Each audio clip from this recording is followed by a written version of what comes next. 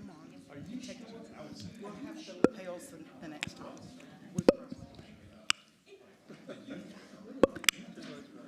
Exactly. This one's working. All right, folks. Good evening. Good evening. Welcome to those in the crowd. This is our work session for today, February 24th, for the town of Waxhaw. We'll go ahead and ask for an adoption of tonight's agenda. Are there any amendments or adjustments to the agenda tonight? Hearing none, then, can I get a motion to adopt tonight's agenda? So moved. All in favor? Any opposed? Hearing none, this motion carries. Next, we will go to the adoption of proclamation in support of the young Mr. Charlie Rose.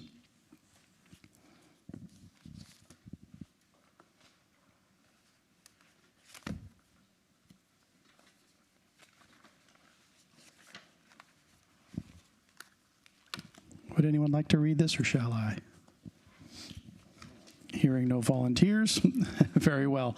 This is a proclamation honoring Mr. Charlie E. Rose, a resident of the area here around Waxhaw. I believe he officially lives in Weddington, but he has a Waxhaw zip code, so we're honoring him nonetheless. He is turning the ripe young age of 100 this weekend, and he had the dubious honor of serving in World War II in the Pacific Theater. So we have a proclamation honoring the service of Major Charles E. Rose.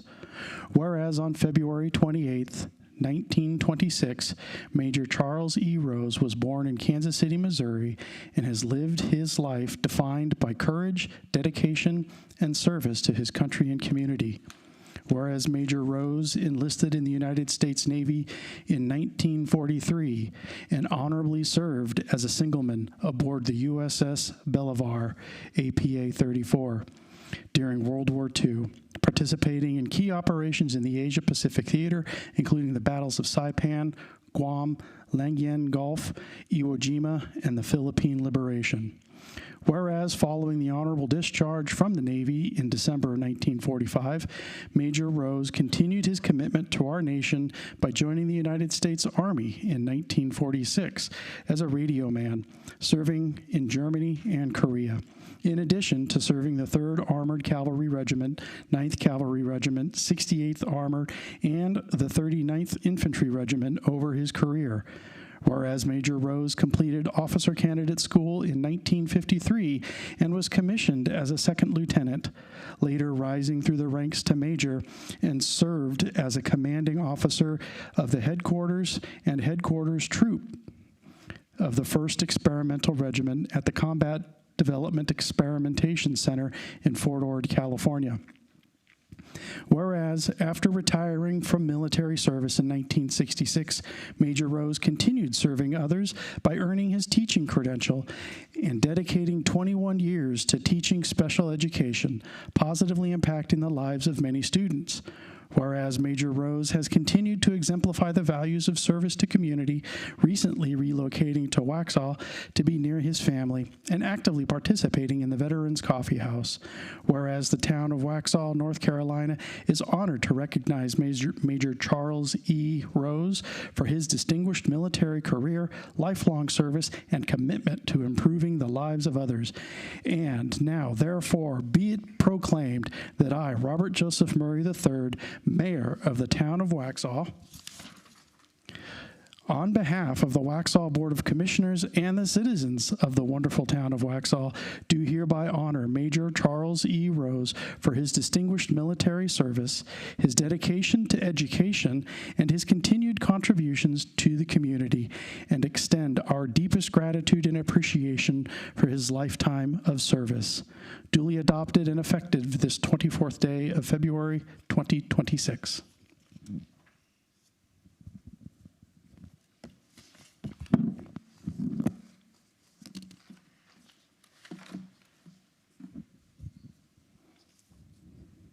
Can I get a motion to adopt Proclamation PRO 2026-003 in support of Charles Rose Day? I'd like to, so move. All in favor? Aye. Any opposed? Hearing none, this motion is adopted and this proclamation now holds. Thank you. Alrighty, next up, we have the discussion for the cost to serve analysis and scope expansion. Scott and Kevin, I guess go ahead and kick it off, Scott. We have a guest this evening, Matt Noonsecker, who did the original study.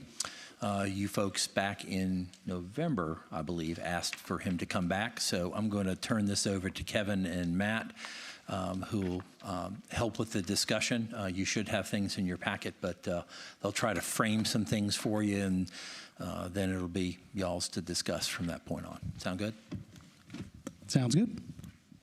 So feel free to interrupt and chime in with questions. So this is for the board's education, so we all know what's going on and understand these numbers and how they apply to all of us.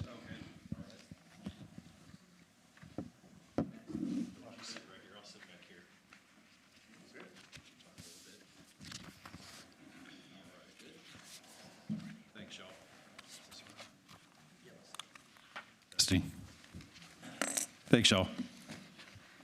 Real quick, I was curious before the meeting. I ran some quick numbers. We have, regardless of future annexations right now, we have about 3,000 acres of land that is in the city that we currently do not have any approved development plans for. That's about 36 to 37% of the city's land right now. So that's undeveloped or underdeveloped. Majority of it is EC, which is highly flexible.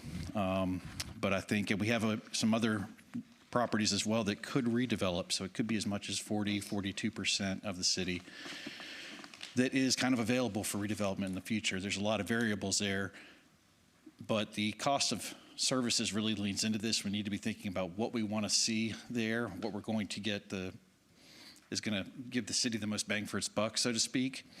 And Matt Noonkester presented the cost of services to y'all a few months ago. As Scott mentioned, he's going to give a real quick synopsis of that again, but really we want to know from y'all, what are the next steps? What are the next things that you're looking for? There's a lot of different information, some of it easy to get, some of it much harder to figure out, but we need some direction on where to go with that if you want to continue down that path. Well, thank you. Good to see you all again. Appreciate you having me this evening. As Kevin had mentioned, I just want to do a quick refresher because it was November that we were together. But I'm going to keep it pretty high level, but you can ask as many detailed questions as you want. And I thought maybe the first thing to do would be on the handouts that are coming around. We actually worked out 4 questions just to kind of set the tone for what we would talk about this evening. And let me tell you first, since November, I have had the chance to discuss and work and meet with staff several times. And this is what we're bringing to you as a little bit more of like a collaboration up at this point. As you know, frankly, I was hired under older leadership before, and they had a vision of what they wanted to do. On my left and my right, you have 2 very well-qualified people who understand the economics of land use and development and growth. And so it's been a joy to kind of partner with them and brainstorm even since November to now. So some of these questions and ideas we came up with together. So I just want to put that out there, and some of the research that's even been done as well.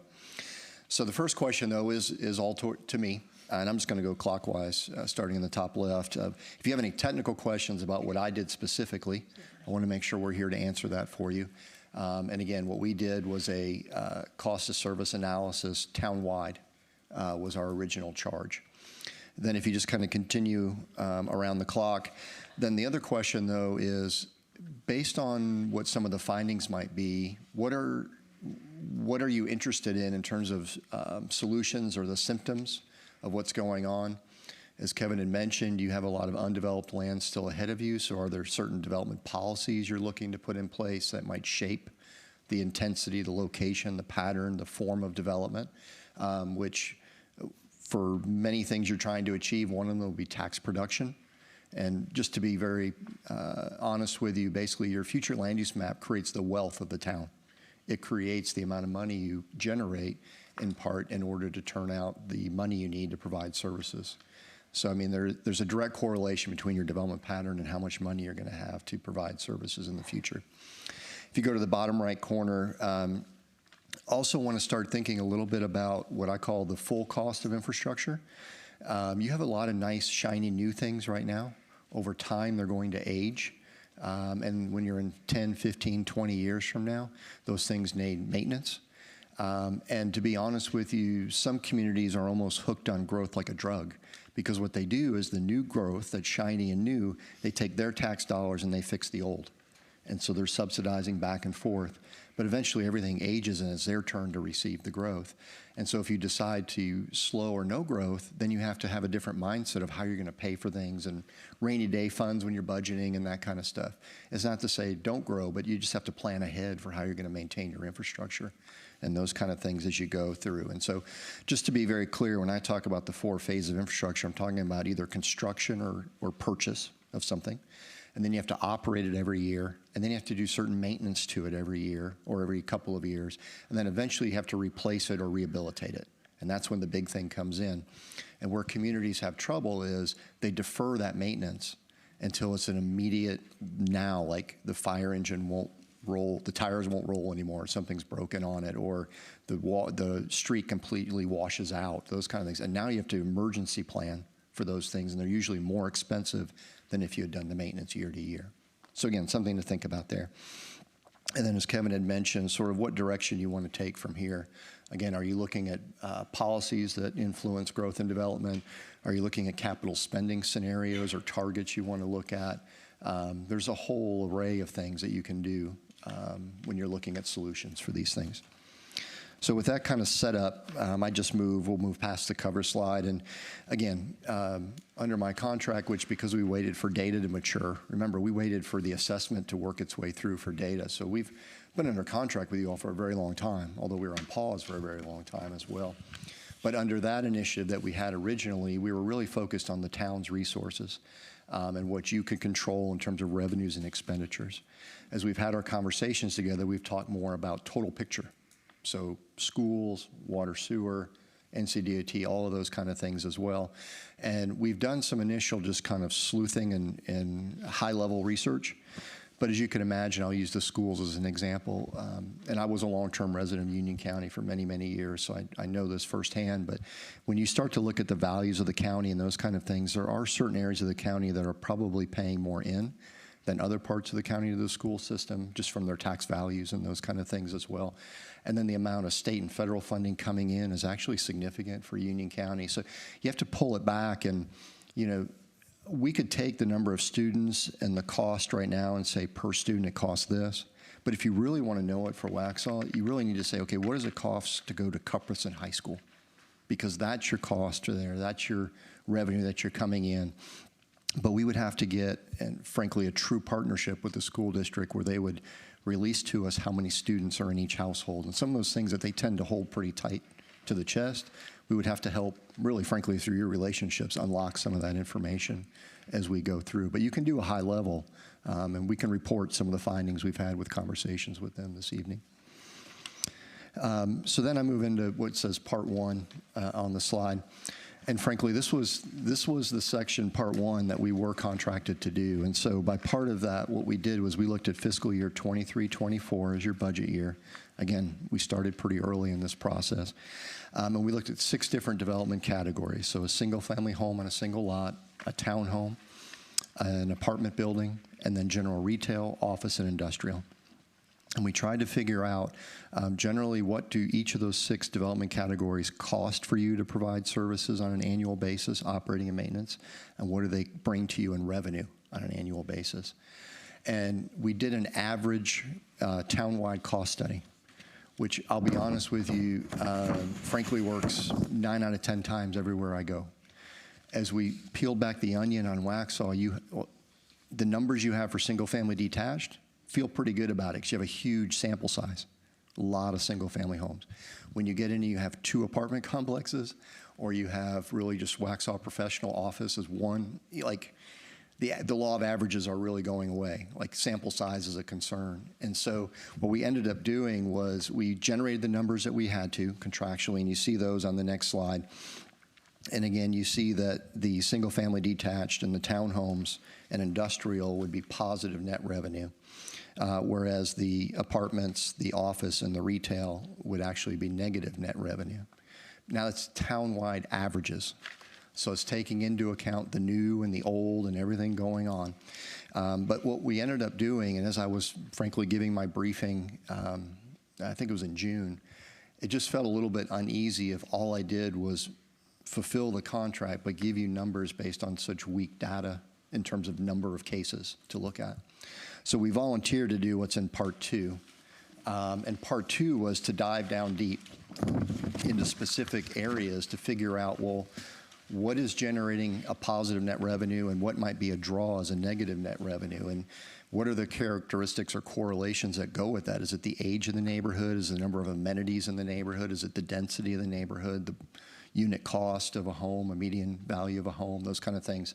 So we tried to figure out what was the causational relationship or the elasticity factors in terms of our cause and our effect. And so, not surprisingly, you know, if you ever want to see a sentence of Mr. and Mrs. Obvious, the last sentence of the first paragraph, the results of the study confirm some sites performed above the average and some below, which is the definition of an average, right? So we're able to find out which ones were performing well and which ones weren't. More importantly, we were able to identify those specifically. And so on the next slide, just so you're aware, those are the locations that we looked at. And so, again, you start to see under the office or the apartment complexes or even the townhome communities a small sample size. Again, you have, let's just take townhomes for an example. You have more townhome communities coming out of the ground right now, but that data, it's after the time of purchase and then the county catching up on the tax revenue side that we actually can fold those into the analysis. Otherwise, it's just old, bad data, and it's going to give us false indicators in terms of where to go. You know, and so, for example, right now, I just pulled up on either Zillow or Redfin, and you know, your townhomes are like $400,000 to $500,000. They're very expensive townhomes. Once those come online, they're going to improve some of your conditions as you go through from a tax perspective. So again, those were the areas we looked at. And if you go to the next page, there's some green cells that are highlighted in here. Those are the ones that are performing over the average, so basically giving you net positive revenue, and the ones that are not highlighted are net negative revenue. So those are the ones that are a drawdown. And so as you can see, if we only had done part 1 and said contracts done, you know, wipe our hands, we're finished, you would have said that retail was a bad thing for Waxhaw. But actually it's not. If you look, many of the sites in here are actually positive. And so then the question is, why are they positive? You know, and so that's what we would try to peel back and start to see, again, those correlations and things. Again, it's just hard with the office or even the townhomes because our sample size is really, really small. But even if you look at the apartment complex, I want to draw your attention to there. If I pick one site, I tell you that apartments are bad for Waxhaw. If I pick the other site, I tell you they're great for Waxhaw. That's a danger because you only have 2 sample data points. But again, we need to peel back the whys. You know, is it the age? Is it the design? Is it the amenities? Those kind of things that are causing either that positive or negative correlation as you go through. So then we got to part 3, which again was generated after our meeting in November, where we're just like, well, let's leave you with some ideas as well. Just some nuggets in order to see kind of which way to go. And so if you look at the next slide that is there, opportunities to increase tax-based production, because your overwhelming contributor to your bottom line is your real ad valorem tax. So your property tax is really what's generating a lot of your wealth in order to spend on services. So here are kind of 4 ideas that were there. One is to consider whether it's during a site plan review or those kind of things, like to really amenitize the neighborhoods and the developments and the destinations that you have. It's demonstrated all over the country. It creates value. And so the National Parks and Recreation Association finds about an 8 to 10% bump if you can see or walk to a park for those areas. I told the story at the last meeting that I paid a $15,000 lot premium in Cary so I could back up to the Greenway. It's real. Like, you actually can generate more money by having more amenities. And in the full presentation, we gave you the list of the top, I think it's 8 or 10 amenities that everyone's looking for in the country right now. Most of them are about green space, open space, and natural type things. And so, you know, don't let those things just get negotiated out. thinking, oh, sidewalk on one side, that's great. Well, no, sidewalk on two sides means both properties have a little bit more bounce and bump in their worth. So just think about that as you're going through your decision-making processes. And it also has to do with, pocket parks in downtown or those kind of things as well. It's not just a neighborhood thing. And then active property considerations. Again, being a longer-term resident of Union County myself, I was here when the Lowe's was built. I was here when the McDonald's on the corner was built. And you did it right, wrapping them in brick and those kind of things. It's not just the franchise architecture, so they'll have longer staying power, but eventually all of those things do age and sort of decay and will need to have investment made. And so if you can try to minimize the amount of time that they're in decline, all the best. And it might be something like in other areas of the country, they do beautification grants or some type of an incentive to get people to keep it going. Other times it might be how your zoning rules and regulations work for infill development. Maybe you find after years of study that that parking lot is never completely full. Your zoning requirements require excess parking in the time. Well, maybe now they can turn some of that gray back to green and you can put a little park or something in there that, again, amenitizes the place. And you're really not losing any effectiveness because the parking was never 100% utilized anyways. So that's the kind of thinking as you're trying to keep these places active as you go through. Mix of uses and development intensities. Now, this one's a little bit tough. You have to really think of this holistically and with broad perspective because from a residential perspective, we would say build apartments all day because they have the highest per acre land value for you. But you have to think about it in terms of customers. They also bring the most customers to you. So you're looking at that sweet spot of what is the most customers versus what's the revenue being generated. And again, from our analysis, your single family homes are worth so much in this area that they're actually performing above what might be normal in some other places. So it's really development intensity increase and mix of uses, creating place. Experiential and experimental type retail is still very popular. Even while some people might say retail might be on the decline, brick and mortar, that's more like the suburban power center. If you can create places of activity, they still are renting very well around the country and are very popular in terms of occupancy. And actually, that picture right there is from North Hills, which is up in the Raleigh area. I'm not telling you to don't get the idea that I'm telling you to have this be Waxhaw in terms of intensity and things, but it's just interesting. It was an old suburban commercial strip mall, had a J.C. Penney's and those kind of things there, and it was worth about $450,000 an acre or something. And I had to pull back the exact number, but it's worth millions and millions per acre now because of what they did, reusing the same infrastructure that they already had. They didn't have to extend lines. They did have to increase capacity of lines, things of that nature, create ways to circulate by non-automobile modes, those kind of things. But those were site solutions that could be done, but that same amount of land became so much more productive. But again, emphasize the mix of use, not just the development intensity. So when they come and tell you, just let me build apartments, again, that's creating more customers. It's the balance and the mix of uses and creating place that's really important. And then the last thing is just design and character. And, as I put in there, frankly, attractive buildings and attractive site designs sell, and they sell at a premium. So when you come in, set the standard. I always say this to places like Waxhaw. If you have all these developments coming, it's because people know that it'll work. The financing will work. The things will work. So don't settle. The people who need to settle are the ones who are begging for development. You're not begging for development. So if you have development come, have it come on your terms and what you want to get out of it. And again, amenities, quality, those kind of things generate more money for you. So I can make a tax-based argument for you on that. So then I bring you to the last slide, and this was when in collaboration with staff. And so things that we were not able to go in with the current resources that we had, but really it depends what you're even interested in, frankly, because there's no reason to do things you're not interested in. So in terms of long-term infrastructure costs, that goes back to the 4 phases of infrastructure like I talked about. So construction or purchase, operations, maintenance or rehabilitation. In other communities that are interested, so for example, we would take and look at what new large capital projects you'll need, but we'll also life cycle everything you have. So a police cruiser only lasts so long, a fire truck only lasts so long. So we would actually work in the replacement cycles of those as well to get you the full picture cost of what has to go in. And then we could couple that with things like, you know, I understand now, depending on year to year capital projects, sometimes you're going into your reserves. Well, how long can you do that? Can you close the gap? How do you close the gap? Those kind of things can be looked at in terms of long-term infrastructure costs. The second one is, again, some of the services that are provided by others. I can get you an answer if you want to know how much it costs per student, and we can look at it. But I think that might be a false indicator.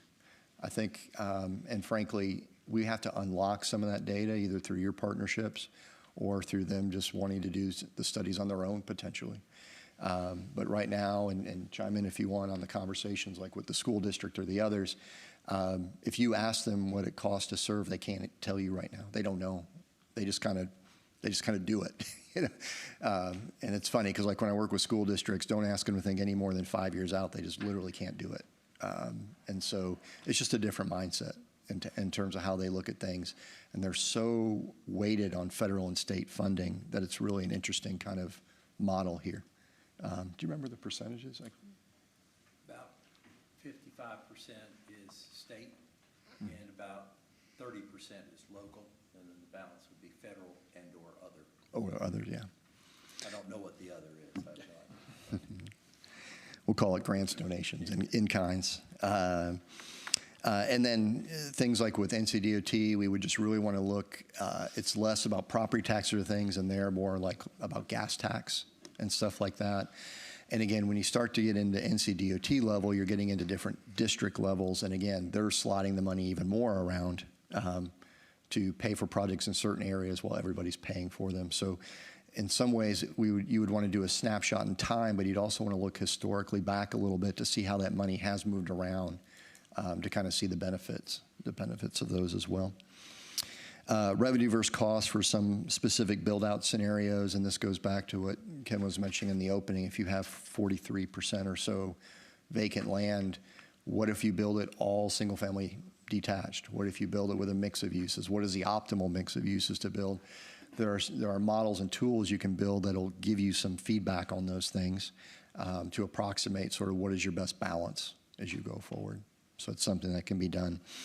And then balancing the revenues from land uses, tax rates, provision services alike. So, you know, everyone thinks the answer to provide services is to raise taxes because you need more money to provide the same services. Some communities that we work in, maybe in the Northeast where they're having population decline, it's more about cutting services or managing services or what you're going to do there. So, you know, it's not always just raise taxes, but how do you tighten the belt? How do you do those kind of things as well to make sure what you're really providing is efficient as possible? So, again, you could do $1 million worth of work, whether it's through consultant or your staff time, because, again, you've got very qualified people who've been through this before now. But I think they need the direction. I'm speaking freely as the consultant. I think they need the direction to know what interests you most so that they spend their time and resources wisely for you. So with that, I'll kind of end it there, but it comes back to those 4 questions. So if you want to just keep those handy, maybe to guide some of our conversation. Thanks for all your work. I really appreciate your expertise and all the data we've got now. It was like 2 years ago that I asked for the cost to serve study to be done, and this was 2 town managers ago that I did ask them to take county things into account as well, costs to serve into account as well, such as cost of providing wastewater services and, you know, cost per pupil. And it doesn't have to be, you know, we don't have to go into analysis paralysis here of trying to get it exactly perfect. But those are 2 big items for the taxpayer. And that was my motivation for asking for this study to begin with, was so that we would have a taxpayer-centric way of looking at things when we get projects before us. And so, you know, if I didn't have to pay my mortgage, well, my balance would be a lot better, right? The two biggest items from the county side is the infrastructure for wastewater and the schools. And Waxhaw taxpayers are Union County taxpayers. So if we leave those things out, then I think we're just operating in a fiscal bubble somewhat.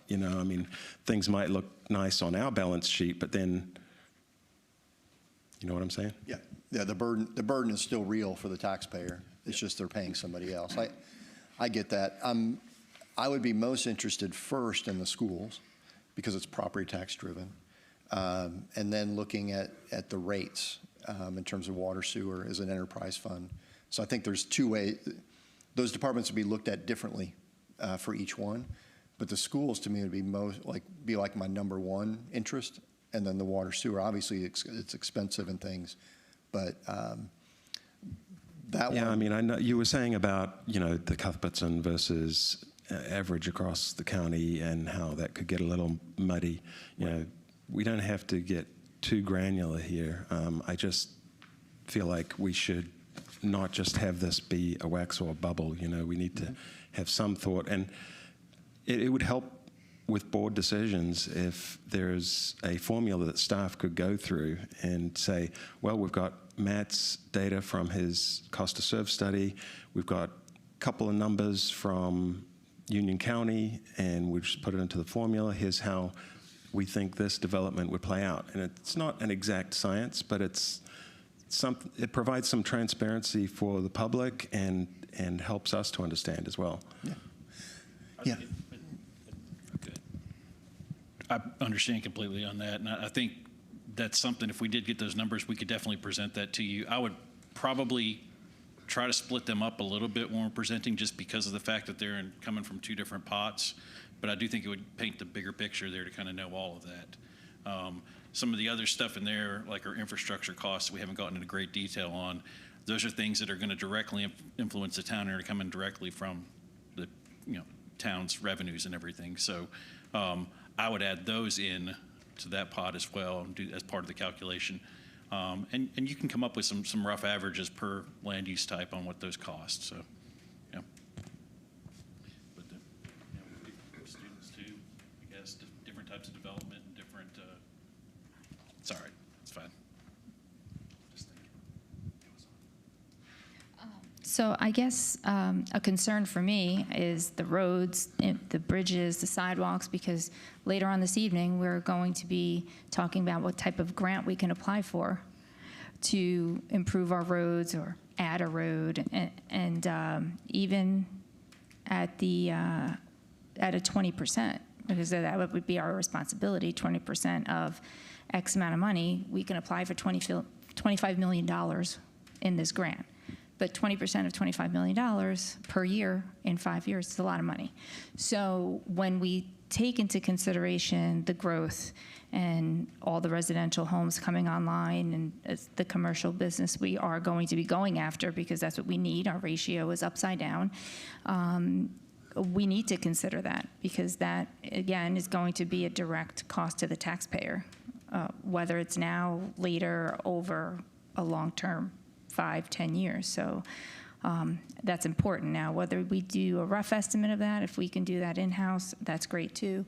But we need to have some idea of what we're committing to, right? I mean, I think when Lawson came on board, 20 years ago, and that was planned, and Millbridge, I don't think any of this was taken into consideration because the town was not in that position. There weren't a lot of people here, and they wanted the growth, they needed the growth. But we're in a position now where we have to make some really informed decision, and we really can't go in it blind. And if we have the mechanism to do that, I think we should utilize that. One other thought, just to maybe expand the solutions you look at that. I mean, obviously you need to look at the cost to maintain and rehabilitate what you have now. But I would even challenge you to think a little bit about your street standards for new neighborhoods. I'll give you an example, and again, I'm just stating fact.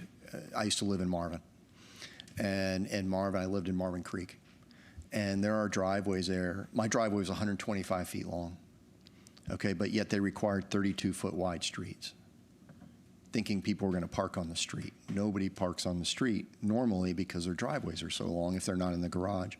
So now when it comes time to replace it and rehabilitate it as the village there, they're now maintaining streets that are probably 10 feet wider than they needed to be. You multiply that by the lineal distance of all the streets in the neighborhood, that's a lot of extra money. So when you're starting to think about your designs and things, obviously you think about safety and context and character, but also after the developer creates them and dedicates them to you, they're yours. So, you know, do you want oversized streets? Because now you have to maintain oversized streets for their Oh, and on the other side of things, we have areas of Millbridge where you can't get a fire truck through. So Yes, no, it goes both directions. I mean, there's a maximum and a minimum to be considered. But yeah, no, my point is just that all the decisions in the now is, yeah, I want bigger, better, faster, whatever, and then all of a sudden while you maintain it, you're like, well, oh wow, I could have lost 2 feet here, or I've done whatever, and so it's just something to think about because you're going to own it. So. One of the things that I thought was most interesting is the fact that I've been told for years that, you know, apartments pay, and apartments and townhomes and density, and it's all about density, and that's kind of the story we hear on a regular basis. Half of the developers that walk up to the dais to report to the board are singing the praises of how higher density is going to get you more tax dollars. And the data just doesn't conclude that. And the question that I'm triggered by, or that comes to mind, is we have, I understand the limited data, and as an engineer, I understand the difficulty of making decisions based on 2 data points. And in R&D, 2 data points is more than enough to make a conclusion. However, do we have a good understanding of the difference, for instance, between these 2 particular apartment complexes? Can we actually tease out an explanation as to why they're basically inverses of each other? Why is one up 4 something, the other one's down 3 something? So is there any way to tease that out? And I guess the same applies then for the single-family detach. When I look at these neighborhoods and stuff, some of these I'm not really that familiar with. Others I'm very familiar with. And the ones that I'm very familiar with, like a Millbridge, it has, as you were mentioning, lots of amenities. So it's got good value there. And then neighborhoods like Quellen and Lawson, these are big homes on big lots. So it kind of, this data is kind of pointing me in a variety of directions as someone who's trying to lead a town as it grows. I'm wondering if there's just ways of teasing out some information that can help guide a conclusion. Because based on this data, again, I can jump to a conclusion, but with this data set, I'm 50-50 as to whether or not I'll be right. Yeah, that's a good point, Mayor. And part of the reason why I would like a little bit more detail on the town infrastructure costs. I don't know that that's going to completely reverse things, but oftentimes you do when you get into smaller lots and you get into multifamily. The reason that does bring in more money is that you have less overall street surface for each one of those. You have less sidewalks that are public, a lot more is contained individually on the sites.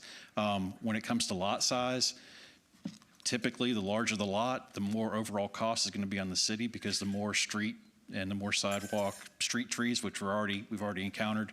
But then you also have to get into what the property value is. Those that are, higher property values, you can have a little bit larger lot. It's going to pay for itself. So it's just a whole bunch of variables on both sides of things, and trying to kind of balance those out, which is what we would, try to do with that. I think the big one is that apartment question, how they're just complete inverses of each other. And if there's a way to get an explanation of that, I think that would be very informative. From a methodology standpoint, I think you would attack on multiple fronts. So we could look at more data, try to figure out why one has a correlation to the other. We may just want to go to Union County, the assessor, and say, why did you assess this one higher than the other one? And get some of their mind and methodology in there as well, interview them, basically. So it may not be all quantitative. There might be some understand what in your gut tells you this one's worth more when you're assessing it versus the other as well. Because apartments in particular don't really change hands much. You get tenants and such, but in terms of these numbers don't take into account the profitability of the owner, the profit margins of the owner. It's just the assessed value. And if apartments aren't changing hands, you don't have a lot of assessed value data to go on. I'm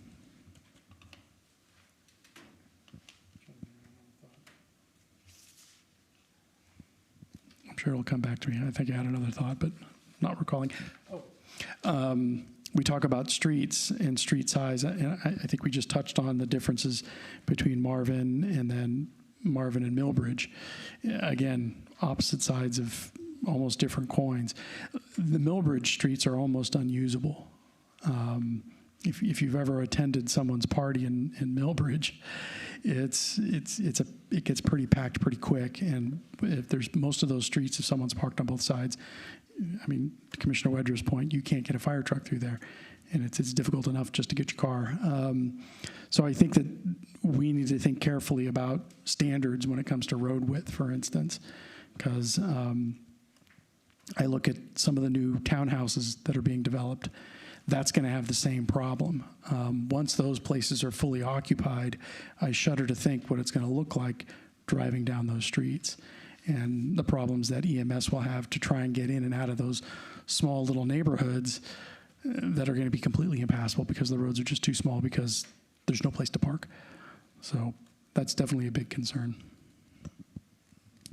And then back to the sidewalks. So it's great when we have a developer come in and they're building the sidewalks, but then when we take over the sidewalks, we have to also be careful where they're planting these trees that might not belong in those areas, because now they're going to crack the sidewalk, and now we're responsible for the sidewalks, and the sidewalks are very expensive. Back in New York, I had to take care of my own sidewalks. So if that sidewalk cracked, and I will tell you, it is very expensive to do one piece of sidewalk, not an entire, corner. So all of these factors have not been, I don't think, considered in the years past, and probably because they didn't know, they didn't have the tools for it, whatever the case may be. But now that we do, I think that we're going to have to replace sidewalks at some point in some of these older neighborhoods. And a lot of the plans moving forward is to add sidewalks, right? So now we're adding sidewalks, and I don't think we're taking any of that into consideration. So quickly these numbers can shift because we're just looking at it, quite frankly, on an elementary level, right? We're just saying, oh, well, this brings in this much money, and, it's not accurate because we have to pay for all that maintenance, and we have to service the students, and we have to service the trash and all that, and trash costs go up, and utilities go up, and that's not even been considered. So I just want to be able, moving forward, to make good decisions. And for me personally, I think we need to, like I said, go after the commercial, and that will also hopefully bring jobs to the area and keep high school kids, college kids here instead of driving to Ballantyne, and that will also increase revenues. So I think we need to shift our thinking a little bit and get our costs under control, or have an idea of what everything's going to cost, and not say, hey, that's a shiny new development and it's going to have nice restaurants. Okay, but what else in there is going to detract from that or cost us more than what that restaurant's bringing in?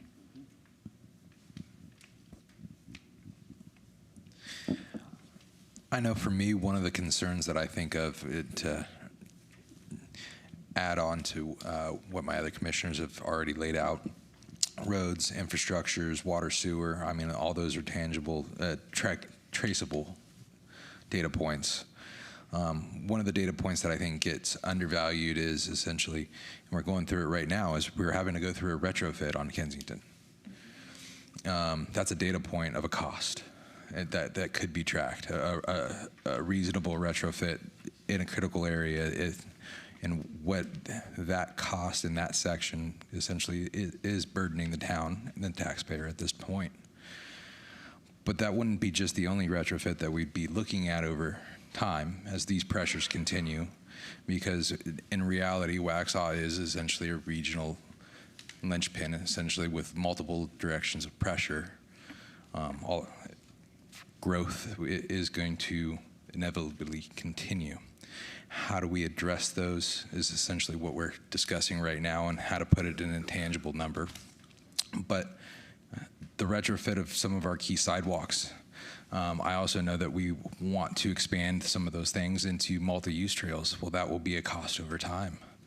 But yet having those key attractive points, value-added points, buffers, boundaries, sidewalks, multi-use trails, those do add value over time, but to an extent, because it will be essentially a long-term associated cost that should be looked at as a metric point, in my personal opinion. That would be a technical piece of data I'd hope to see. Just one thought to think about, because you bring up these streets and things that need to be retrofitted. Also remember, in the full presentation I gave, even just coordinating with Union County on all the development they're allowing outside of your buffer, those are customers and users of your system, and you're getting nothing for it, right? So even just coordinating growth and development with unincorporated county could be another one of your initiatives.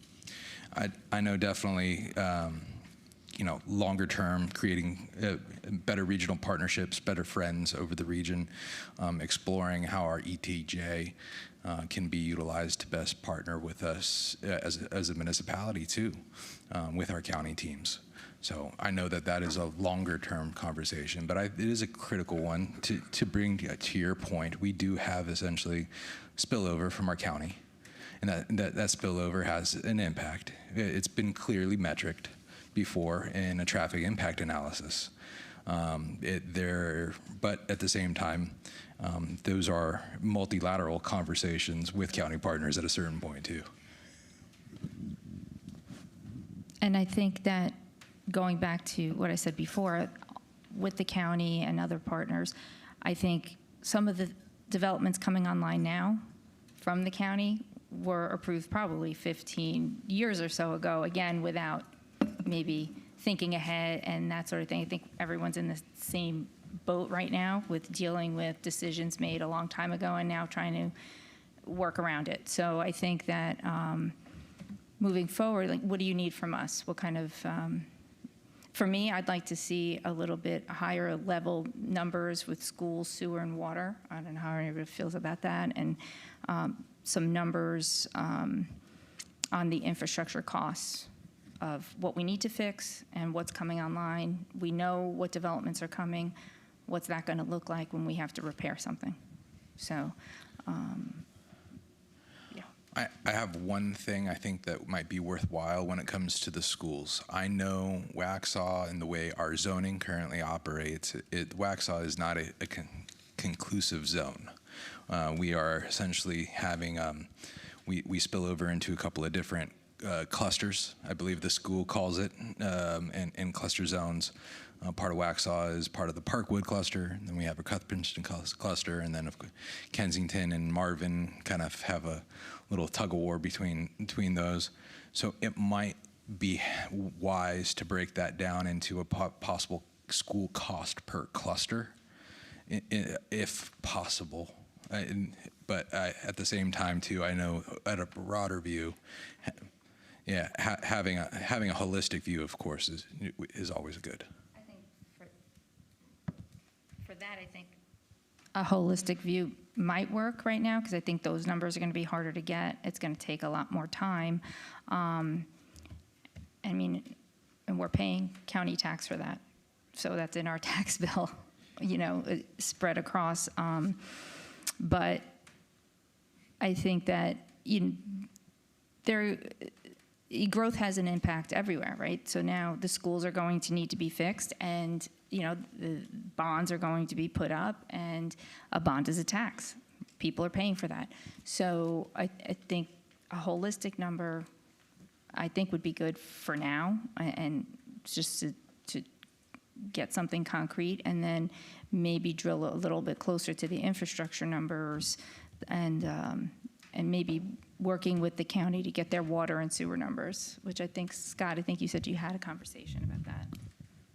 We went ahead and asked the county manager, have they ever done a cost to serve study, and they have not. That might be a political question that I think this board can ask the county. Would you consider one? You know, let them pay the burden of cost to serve. That would be helpful.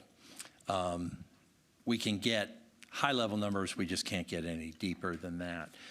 And then secondly, on the utility system itself, it's set up as a business or an enterprise system. We can get those numbers. Those are not difficult numbers to get. Their burdens are actually a little different based upon watersheds, where we're split as a county between sources. And they've got to be able to provide for, as a business, you would think, and what their CIP is for both current and what they anticipate as a future. And then they've got to be able to calculate a number both in a life cycle issue like we have to. And then there are also utilities that you haven't thought about yet, stormwater being one of them, which has not become a burden to you yet, but it may legislatively become a burden. The state is pretty infamous on pushing down and not pulling up. So at least on cost structures and rules. So that is something that we are aware of as a staff. And the last thing I was going to tell you is that some of this discussion will come back up to the board very shortly, in that I'm tasking staff to update a CIP plan. We have not had an adopted CIP plan. We have ordinances, we have an overview of what we think, but the board needs to, by a resolution, adopt the 5-year plan. And that's the plan, and it should probably include some room in there for error, because we can only, you know, like you'll have a discussion later about where did you come up with 1 million for a park, right? So that kind of thing, you know, needs to be understood in the methodology that you use. And then secondly, we have to begin to calculate in life cycle at some point in time. A rolling stock, we're fairly good at it. We don't have a fire department, so we're okay with that. But our fire department is a tax on the citizens of Waxhaw, so asking them that question is a good thing to ask. So those are some of the things, but we did reach out to the county. We sure did. Yeah, there are many levels of weeds that we could get into here, I don't want to do that. You know, I think the high level, like my fellow commissioners were mentioning, is important. I'm just going to read from the UNC School of Government's Economic Development Handbook, because it really encapsulates the high-level view that I think we need to take with this. Economic development can help expand and balance a tax base so that a jurisdiction will have the resources it needs to provide high-quality public services at a reasonable cost to its residents. Balancing the tax base among the various land uses, agricultural, residential, commercial, and industrial, is especially important for the many bedroom communities that exist in North Carolina.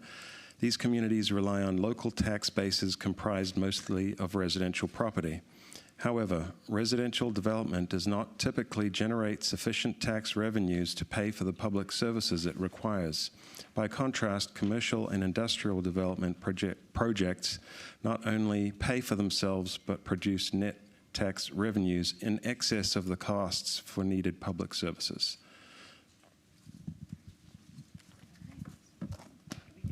So I think there you're talking about what's the balance that you want, right? So the conversation that I've heard since I've been here is that we have around 7 to 8% of non-residential, commercial, and/or industrial percentage of the tax base.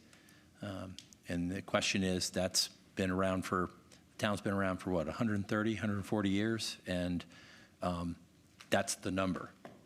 So the question is, if you double that to 16, how long does it take to do that? What kind of investment strategy do you have to have?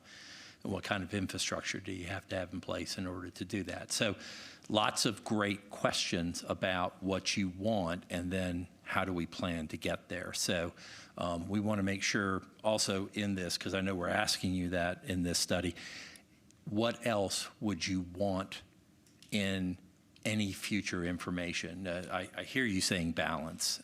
Can someone articulate that better than I just said it? No, I mean, I've read the verdict's out on what's the healthiest balance, right? I've heard 60-40, I've heard 70-30. We're nowhere near there. So if we could double it, it's better than where we are. Ideally, I'd love to see 70-30, but I don't know if we can get there with what we've got left, you know? That's just honest. I don't know that we can, because the new developments coming online that were approved just in the last year have mostly residents in it. And the little commercial that we have doesn't remotely come close to what we should for that EC property, just the Olivia project. That's not even close to what we should have accepted. So how do we get to at least 16 or 20? I mean, that's what I would like to do. I'd like to see that and see what do you need from us? What do we have to do as a town to go after more commercial and get them here? Because the idea that we don't have enough population, I'm not buying, because between Waxhaw, Weddington, Marvin, Mineral Springs, and Wesley Chapel, people will come to Waxhaw. People want to come to Waxhaw. They're coming to Waxhaw now. We have great things going on between our events and our downtown. People are coming. If there's more here, they will continue to come. So, not to quote one of my favorite movies, but if you build it, they will come. Yeah, Build some good stuff, I not think just there's a lot of homes. strategies that come with that too, and it may be that we may have to more aggressively go out and try to attract some of those uses that you want to see here. We've got a lot here. We've also got a lot competing with us. If you go 3 miles that way, west, we've got everything that's out there on 521 as well. So we'll have to look at some different strategies to attract that kind of growth as well in those sectors. To Commissioner Wedge's point, I think we all shop in Indian Land. So if that was here, it would be an opportunity. A couple of questions. Of the 4 infrastructure types, and we know what's coming already, and we're talking about the available land balance that's going to be available. How do we plug into the big 3, impact on roads, cost to serve, and the cost of taxpayers? So I think what's available, we already know what's coming.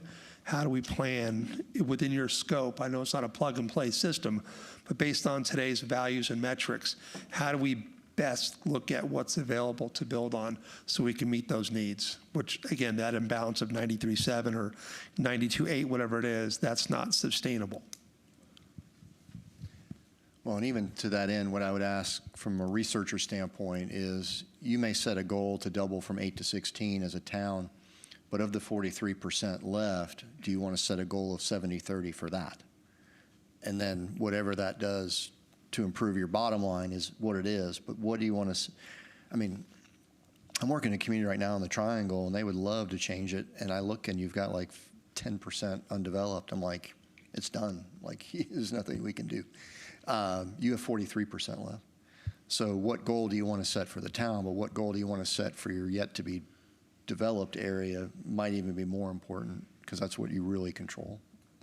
It's like over $4 billion of residential. Like, it's going to be hard to move the needle for the entire town, but hit the 43% left first, and then it comes down to redevelopment for the other areas. So just something to think about. You could do it in 2 parts. Thank you.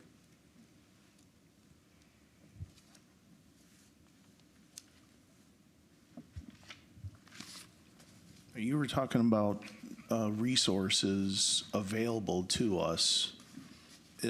What resources were you talking about? I'm trying to find my note here.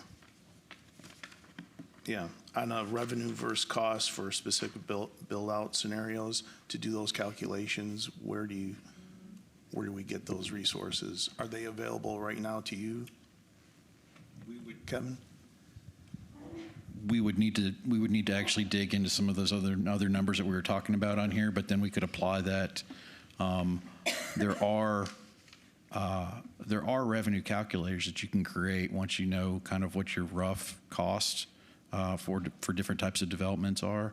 Of course, they're rough numbers, but there are, you can put together spreadsheets that will spit out those numbers. I've got X number of units of this and this many roads, and it'll kind of tell you, whether you're going to be running in the black or in the red. But we could take a look at different scenarios there if we're going to have commercial out here or if we're going to have single family out here and kind of look at what those potential revenues might be on some of those undeveloped tracks and unplanned for tracks.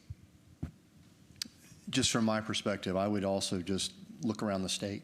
So, for example, we work with Nightdale up east of Raleigh, and they provide that kind of information for making like rezoning decisions and things of that nature.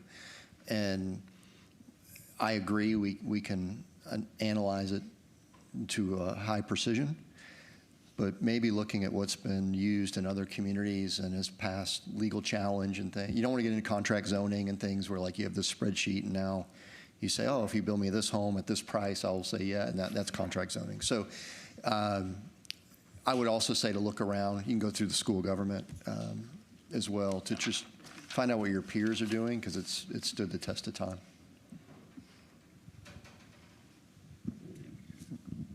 All righty. Are there any other points that our commissioners want to go through or questions to be had on this one? Well, thank you very much. I think this has been very informative. It sounds like we have a couple action items then stemming from some of the board's questions. My only suggestion was kind of my previous point was if we can pick some data points to tease out some of the why, if we can get that information somehow as it relates to stuff that isn't behaving the way we expected. And I think the same applies on the retail side of things. Because, again, just based on these numbers, if you replicated this number and had it at a 70-30, that's still not going to help us. So if we can try and answer that question and see, because that might help us then focus our economic redevelopment activities and stuff of that nature. So, Scott and I will talk about it, and of course we'd have to revise or do another contract with Matt for any of that. But absolutely, we can. And what we can do, we actually have some of that data with roads. Engineering staff has actually put. I've used one of those before in the past. It's not as accurate because you don't have some of the actual non-physical services and stuff associated. But staff here, engineering, has actually put some rough numbers together, and so we might be a step ahead. We could pull that in. Matt could work with that. There's a lot of different stuff we could do with it. But yeah, we'll talk about maybe a proposal for how we want to do that. And we will be coming back with CIP in March, April to talk to you folks. That's the cost of Matt serving us, right? Well, again, though, you do have, it's time, money, and patience, right? Those are the three things you manage. And so you do have a very capable staff. You don't have to hire everything out. You've got a staff who can do this and do it pretty well. Well, I mean, I'll spend money where it needs to be spent, but I mean, I could be an advisor, I could just watch as an interested party, or I could do the work. It's all three of those are possible. It doesn't matter to me. But I mean, because my point is that maybe just let me tell you, I think what you are asking for is longevity. Decision-making, things of those natures, and when things change, you can change with it. If you rely only on the consultant to do that, then you have to hire me every time something changes. If your staff knows what they're doing and we're working as a team, the chances that it survives long-term is much higher. I'll just leave it that way. Yeah, and I'm not personally looking to add a huge amount to this study. I think you've done a lot of work already. It's just a couple of major metrics from the county that we could get, and hopefully we don't have to pay a lot more in study costs for that. all right. Well, thank you very much, gentlemen. Again, great information, and I appreciate all of it. And I think this is helpful for our new board members as well, so thank you. Next up, we have a discussion regarding the parking regulations along Red Oak Trails. There was a little bit of back and forth last year in this regard, and I think there's some interest to take a relook at this particular topic and have the board sort of reevaluate the options and rethink decisions. So I will leave it to you, Scott, and your team to kind of present those options. Sure, thank you. I've got James Kelly, our traffic engineer, up here with us this evening, and he has a handout for you folks, I believe. Is that correct? And so you can have a discussion about the various options and choices that both were presented, and with regards to this. So we'll let that pass out so you all can talk, and I'm going to let James do a bit of an overview for you so that you folks can give some direction back on what you'd like to do. So to provide some additional context here, there's a long history behind this one. Staff is really just seeking your direction, the board's direction, as far as which alternative you would like to move forward with. So in front of you are 3 basic sketches. There's nothing real fancy to it, just a basic sketch. But version A is what the previous board currently adopted, which we don't believe you wish to continue with. You want to look at something different. So version A outlines a 13 parking space approach, which really maximizes the parking. Version B, if you flip to the next page, is the original alternative 5 recommendation that you all had requested.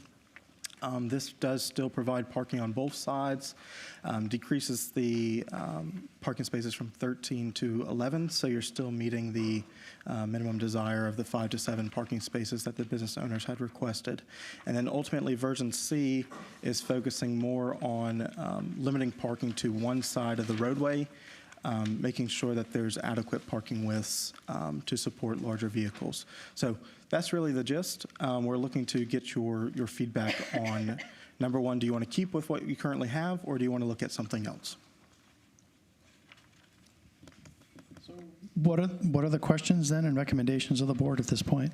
I know a couple of y'all have seen this more than once, and it might be new for some. So give it a look and let us know what your thoughts are.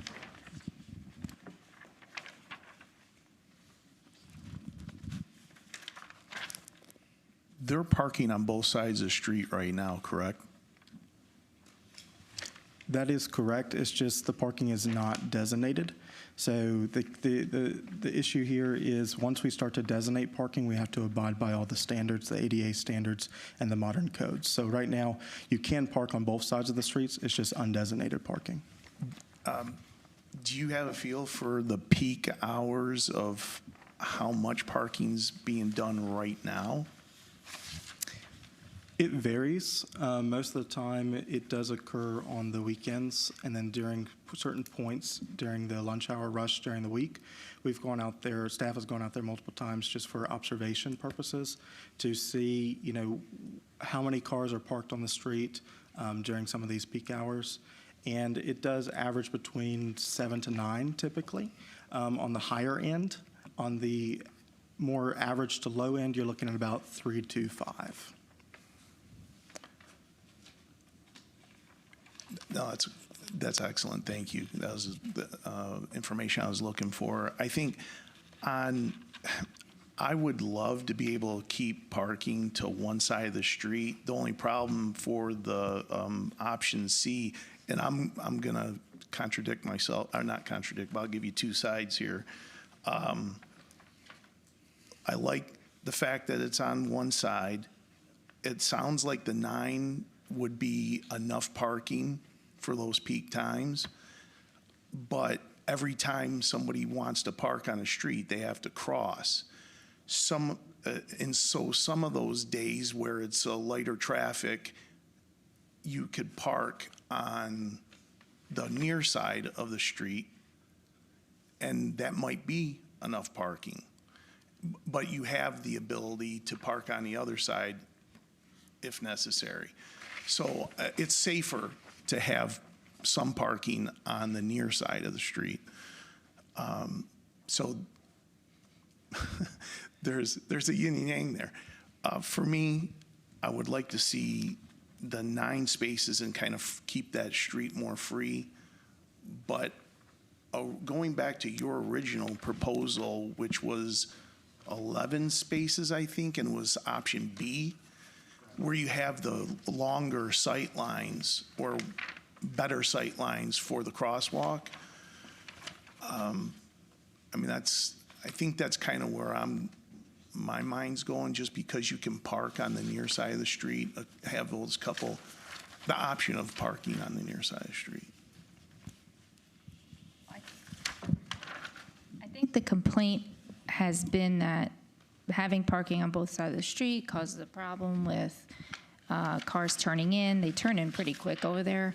I would say I would like to keep it more on one side of the street and maybe a handicap spot closer to the business, because clearly if they need a handicap spot, then having them cross is probably not great. So if we do maybe 9 spots on the south side and maybe just 1 handicap spot closer to the business, that gives them 10. Is that feasible?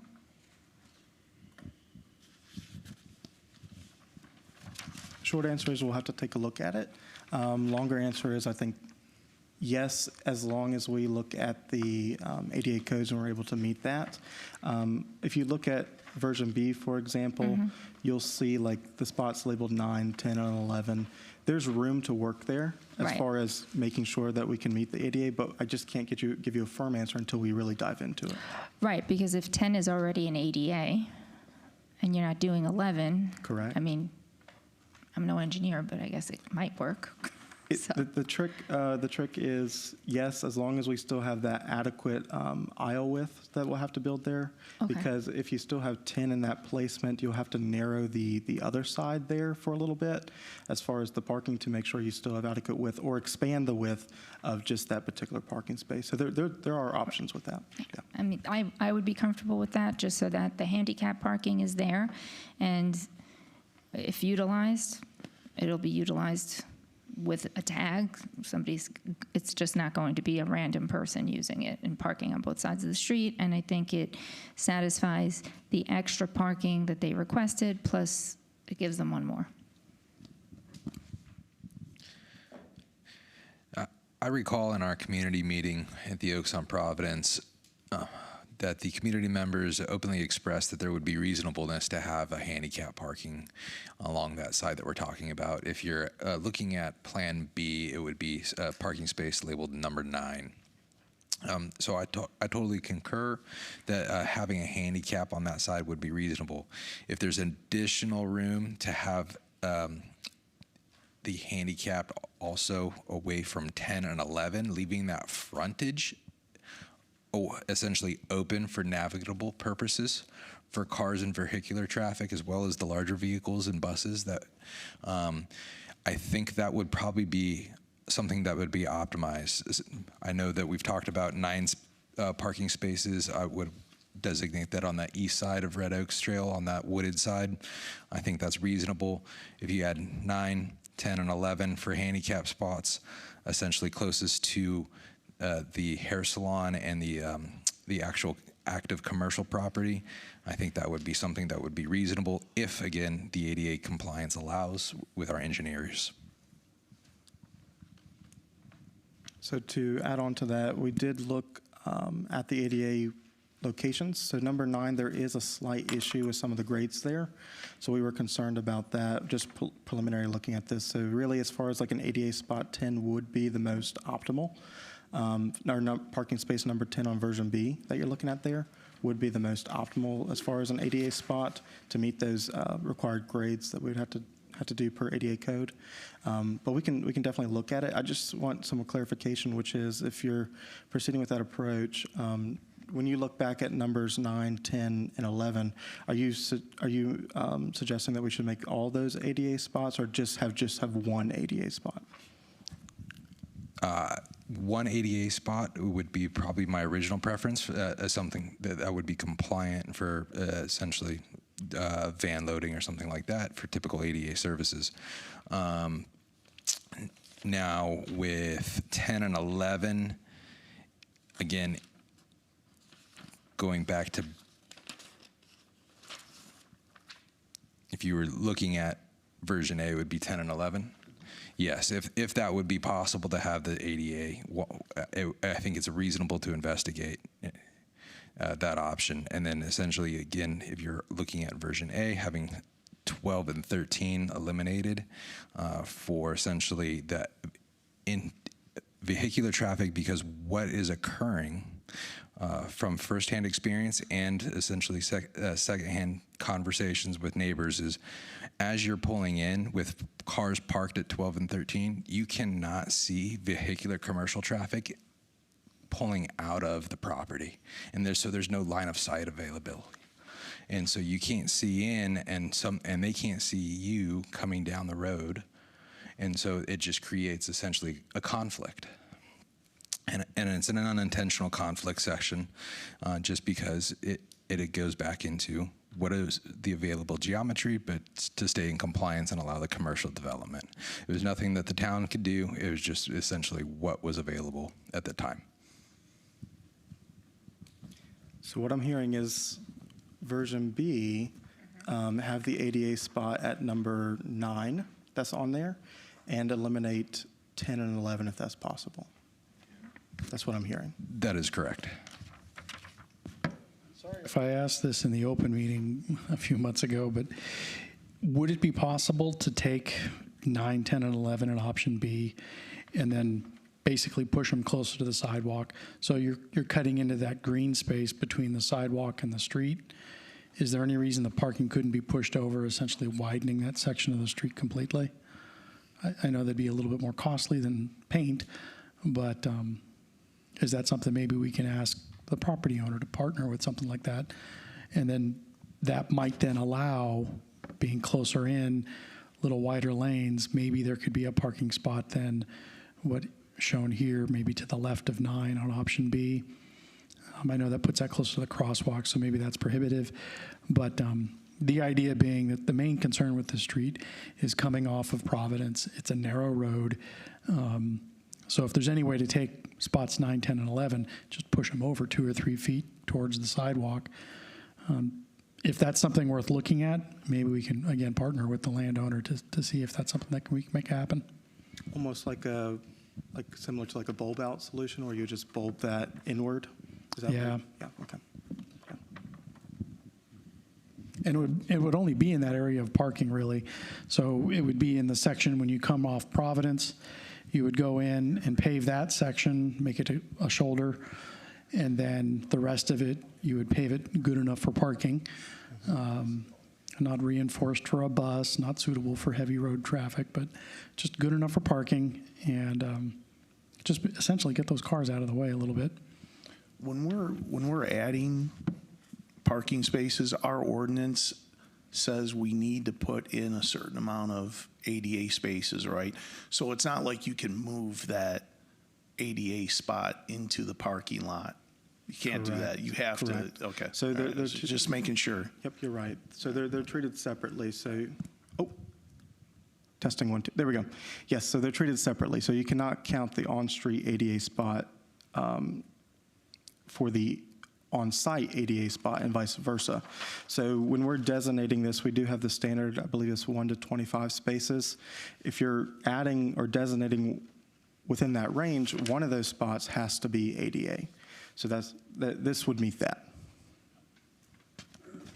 I mean, I think B is a good option with just the one handicap. I know Mayor Murray wants to explore his option, and I would err on the side of the most cost-effective, because this is something that we're trying to, it's not something we need to do. It's not something that has to be done. So I'd like to help the neighbors there and the property and the business, so that there isn't any conflict there on busy time. So, but I don't want it to cost us a ton of money doing it. Do I recall correctly from the last time we discussed this that essentially version A was because there was sort of a tension between, in the meeting between the business owners and the residents, right?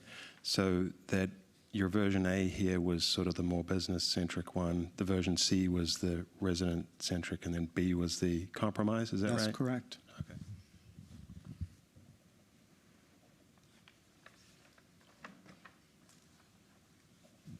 Comment, question? B, testing. I like B. I like the fact that we put an ADA in number 9 because it's not by that corner. Anybody that's coming around that corner, it comes quick, and having a ADA in 10 would be a concern. It being that the 8 spaces would be sufficient even through busy times, I think that's a good plan, a good compromise for both of them. Any other questions or comments on this matter then? It sounds like everybody's feeling pretty good about option B. Would that be safe to say? Modified option B. Yeah, with the ADA at 9. All righty. I look forward to seeing that at a board meeting near you. Thank you.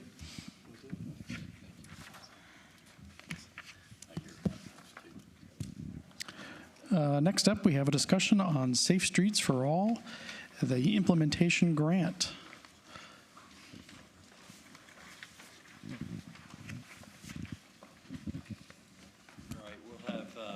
James and possibly some other characters from out in the audience joining for this one, and I think James has got actually a exercise for you all. So that means getting out of your seat and stretching time. So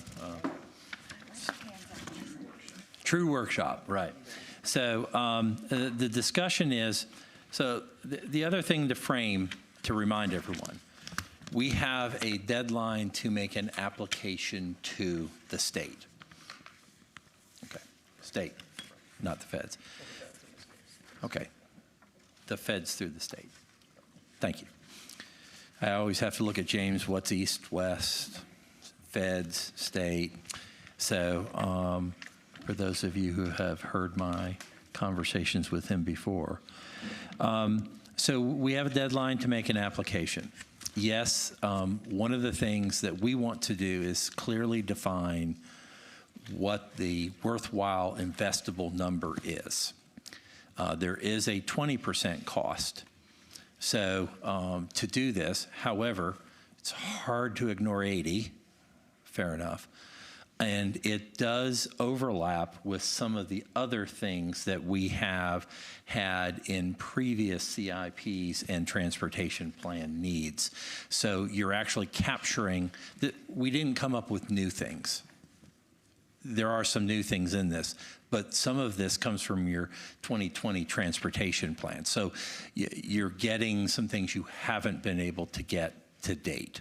I just wanted to be clear about that. So James is going to lead you through an exercise, and we have pretty maps and all kinds of things for you folks. And I'm going to turn the mic over to James and go from there. Any questions for me? We're good? Okay. So what Barbie is passing out right now is something that you all requested to help acknowledge the projects that we already have on the books and the contributions that you already are committing. So when we talk through this SS4A, I think that's very important to acknowledge up front is, yes, there's a huge cost savings with SS4A, and we've committed quite a lot, and the board has been able to successfully program a lot as well. So the first sheet that I have handed out to you is this preliminary, it's not official, so it's just preliminary, unaudited tabulation of local and other fund contributions, along with the board's success in achieving state and federal and other contributions as well throughout projects. So throughout the town limit, you see at the bottom of this first column that you're secured about approximately $10.5 million in local and other contributions. So those others come into play from fee and lieu and that sort of thing. And then also, you've been very successful with coordinating with your state and federal partners to really achieve a incredibly significant amount of funding through roadway improvements that totals to about $272 million. These projects are all programmed within the next 5 to 7 years. So some projects are coming on sooner, the next year or two, and whereas some projects may be at the tail end of that. So you all have been very successful in that. But this list just shows that you've made a lot of contributions up to this point. So that's what this first list shows. To help the board, before we walk over and look at this activity, to kind of just recap a few things. And Oh, just Mayor, real quick, yes. this is just to clarify, these are obligations that we've already committed to. And this isn't stuff we've spent thus far. This is stuff that we're kind of committed to spend. Correct. Yeah. Again, those numbers are unaudited. Can I get Yeah, sure. If I can get clarification from that, James, this is committed, or is this already spent? So this is committed.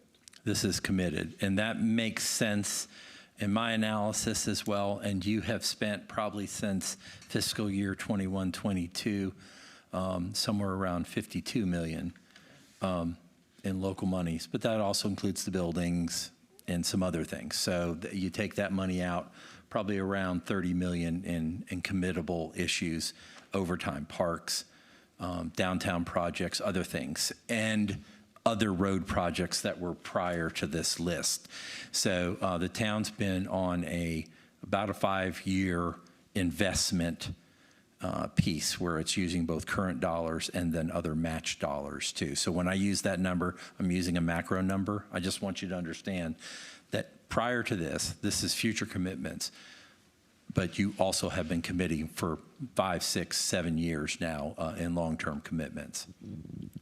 So column 1, the $10,513,231.50 is what we need to, that's what we're committed to and what we need to save for, correct? And just in plain terms? That's right. You have, if you recall your last financial report, we talked about you've already reserved around 9.2 million, and you're short about 3.8. Right.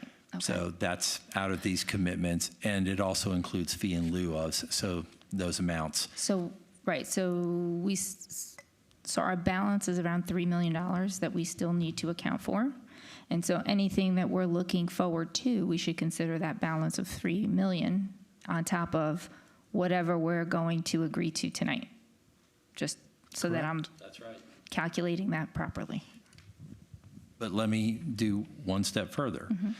Some of these things were in your 2020 transportation plan anyway. So there are various pieces where, for example, last week in the manager's report, I reported out that James came back from Carpo saying, here's another 378,000 on Kensington project. So that frees up 300 and some odd thousand that will then move over to future obligations. So it's a living list. It moves. I just wanted to be clear. I think James has done a good job of showing ROI, though. You know, for your investment and future commitment, you're getting a very healthy amount back. The cost of highways, the cost of right-of-way, the cost of design, it's expensive. It just is. And but we wanted to make sure you understood your value. You had asked the question. We just I just want to make sure. That's why we said unaudited and caveated. Yeah, I like to know what to save for before I spend. There you go. So. That's a good thing. Correct. So just a brief recap before we get up and walk over to the table behind us for a nice activity is some basic outlines as far as what the program is, how much you can commit, the minimums, the maximums, that sort of thing. So that's just something to be mindful of is if you are going to commit to this program, number one, you have to go for the minimum grant award at least, which is the $2.5 million, whereas the maximum is up to the $25 million, noting that you're only responsible for a 20% share, and that 20% share is spread over 5 years. Does that make sense? If we were to do the minimum, that would be around 500,000 over 5 years, or? Right. So if you did the minimum, for example, that actually equates down to a $2.5 million grant, where your annual commitment is 20% of that $2.5 million, or 500,000 over 5 years, which equates to $100,000 per year.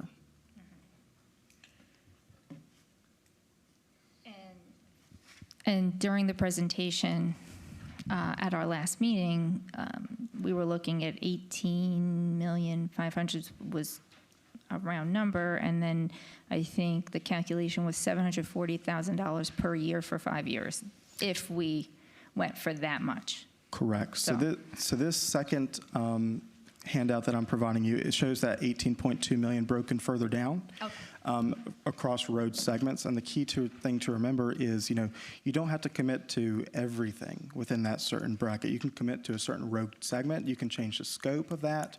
You can narrow the scope. You can take a look into that. But one of the things that we dived a little further deeper on, as far as, during this process, this was as part of the bipartisan infrastructure bill. So it included both administrations, both the Biden administration and the Trump administration. With the new focus with the Trump administration, once we talked about this before at your last meeting, is really you need to hone in on three things. The first thing is the safety aspect, specifically projects that are on your high injury network. Which we'll dive into that here momentarily. Second part is more of that economic return on investment approach model, and of course, infrastructure. So your big three things are safety, economic return on investment, and infrastructure. So when you're looking at project selections, you want to make sure that you're aligning with the goals of the current administration to maximize your award success.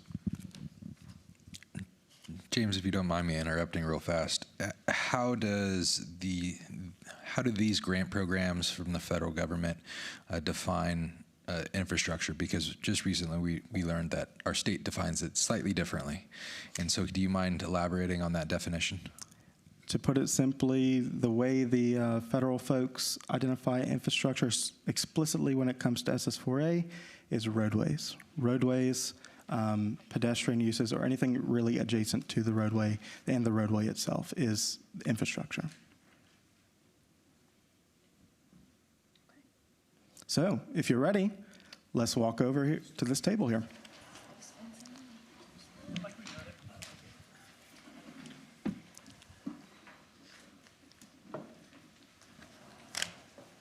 Did you include that in the Dallas Bridge? You've got it shown on there. Yeah, it's included in one of those. Got it on that table? Yeah. Okay. Yeah. Oh, not specifically in that table. It's built in. That's cool.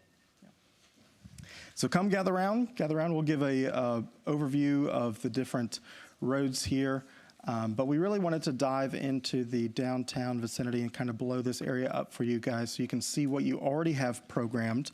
So green, the color green, is what you currently already have programmed and on your high injury network.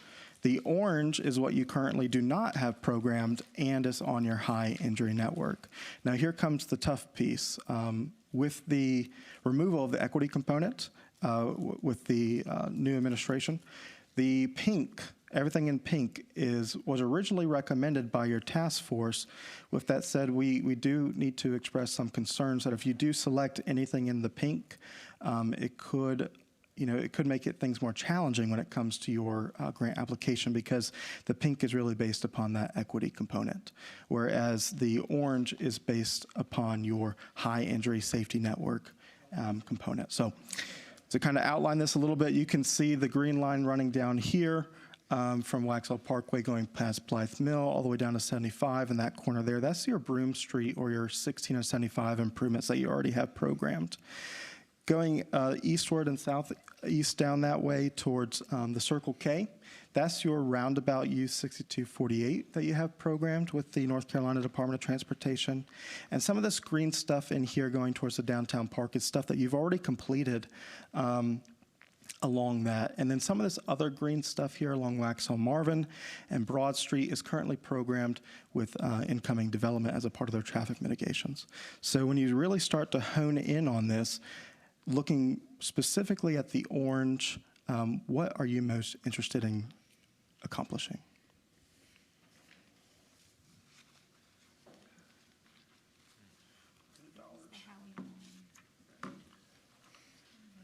Both maps are the same. Both maps are the same, yeah. Yeah, really one just in case you messed up or something like that, and then you do it again. So if you put them on one, it would be best.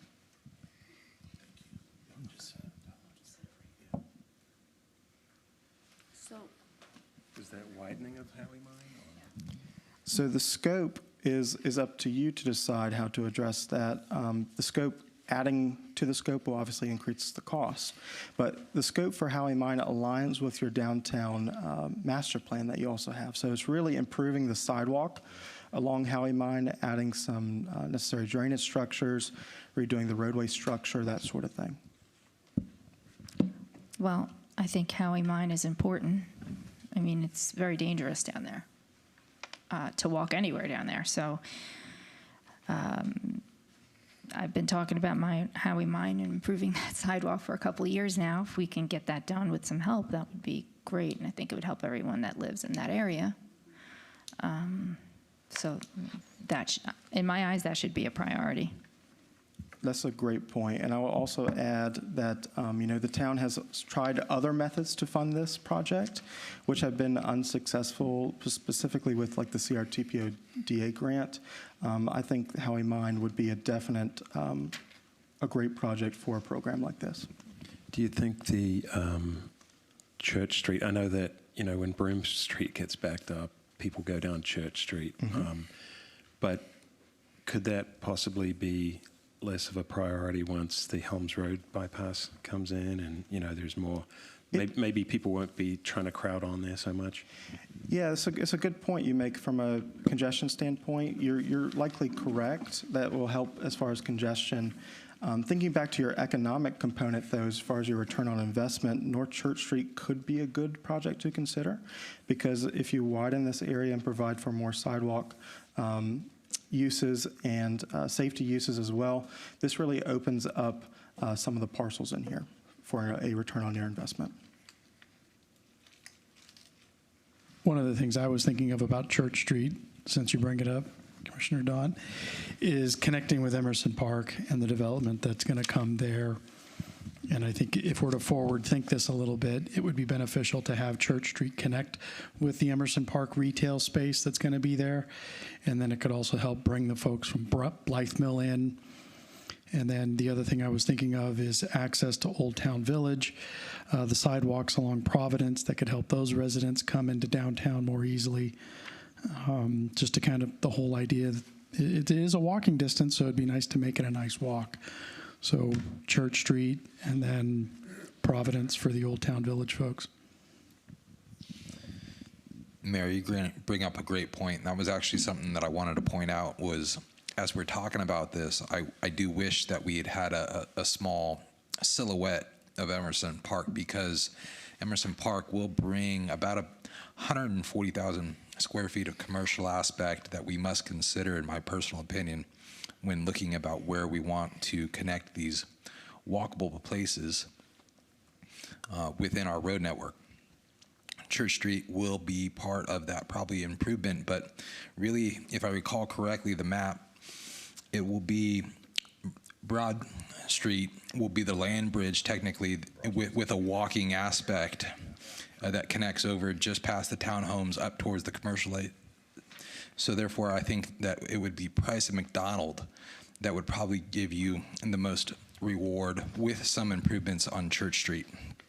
So I think Price and McDonald, definitely Price, would require a reevaluation of essentially what walkable scope we'd look for to essentially connect those two commercial pieces to the future.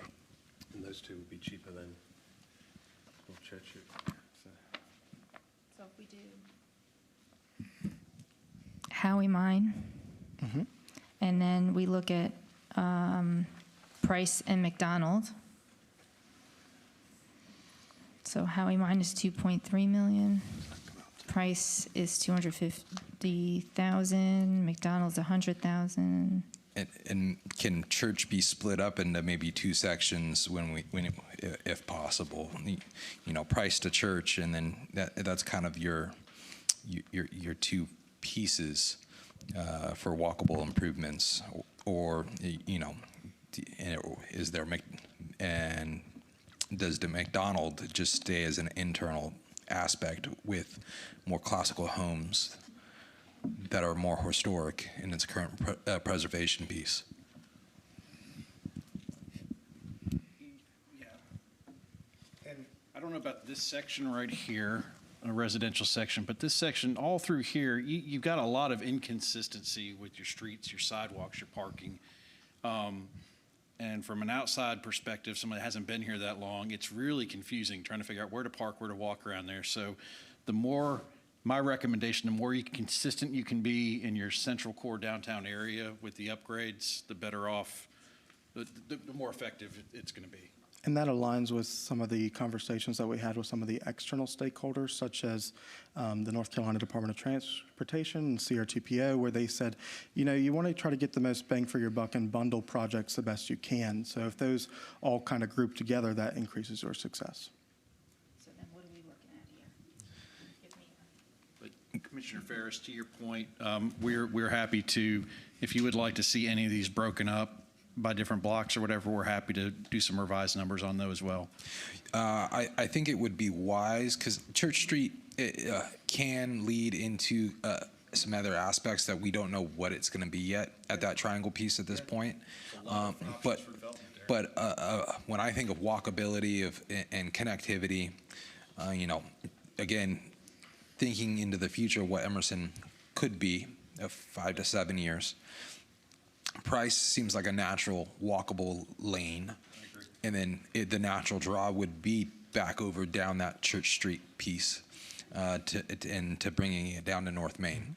So what can be done there to just start with to digest this into bite-sized pieces? So as I'm tallying up what's been said, and I'm assuming there's consensus, there may not be, but based upon what's been said, I have Howie Mine, North Church Street, McDonald and Price. That totals up to approximately $6.2 million. If you do the math, the town's match would be 20% of that, or $1.2 million, which equates to about $250,000 every year for 5 years. And I will note, based on the last meeting that the committee had on this, we did add this section right here. This would just be the replacement and repair of the bridge, which is going to, everything altogether is about $1 million price tag to do that. So we threw it in here as part of that.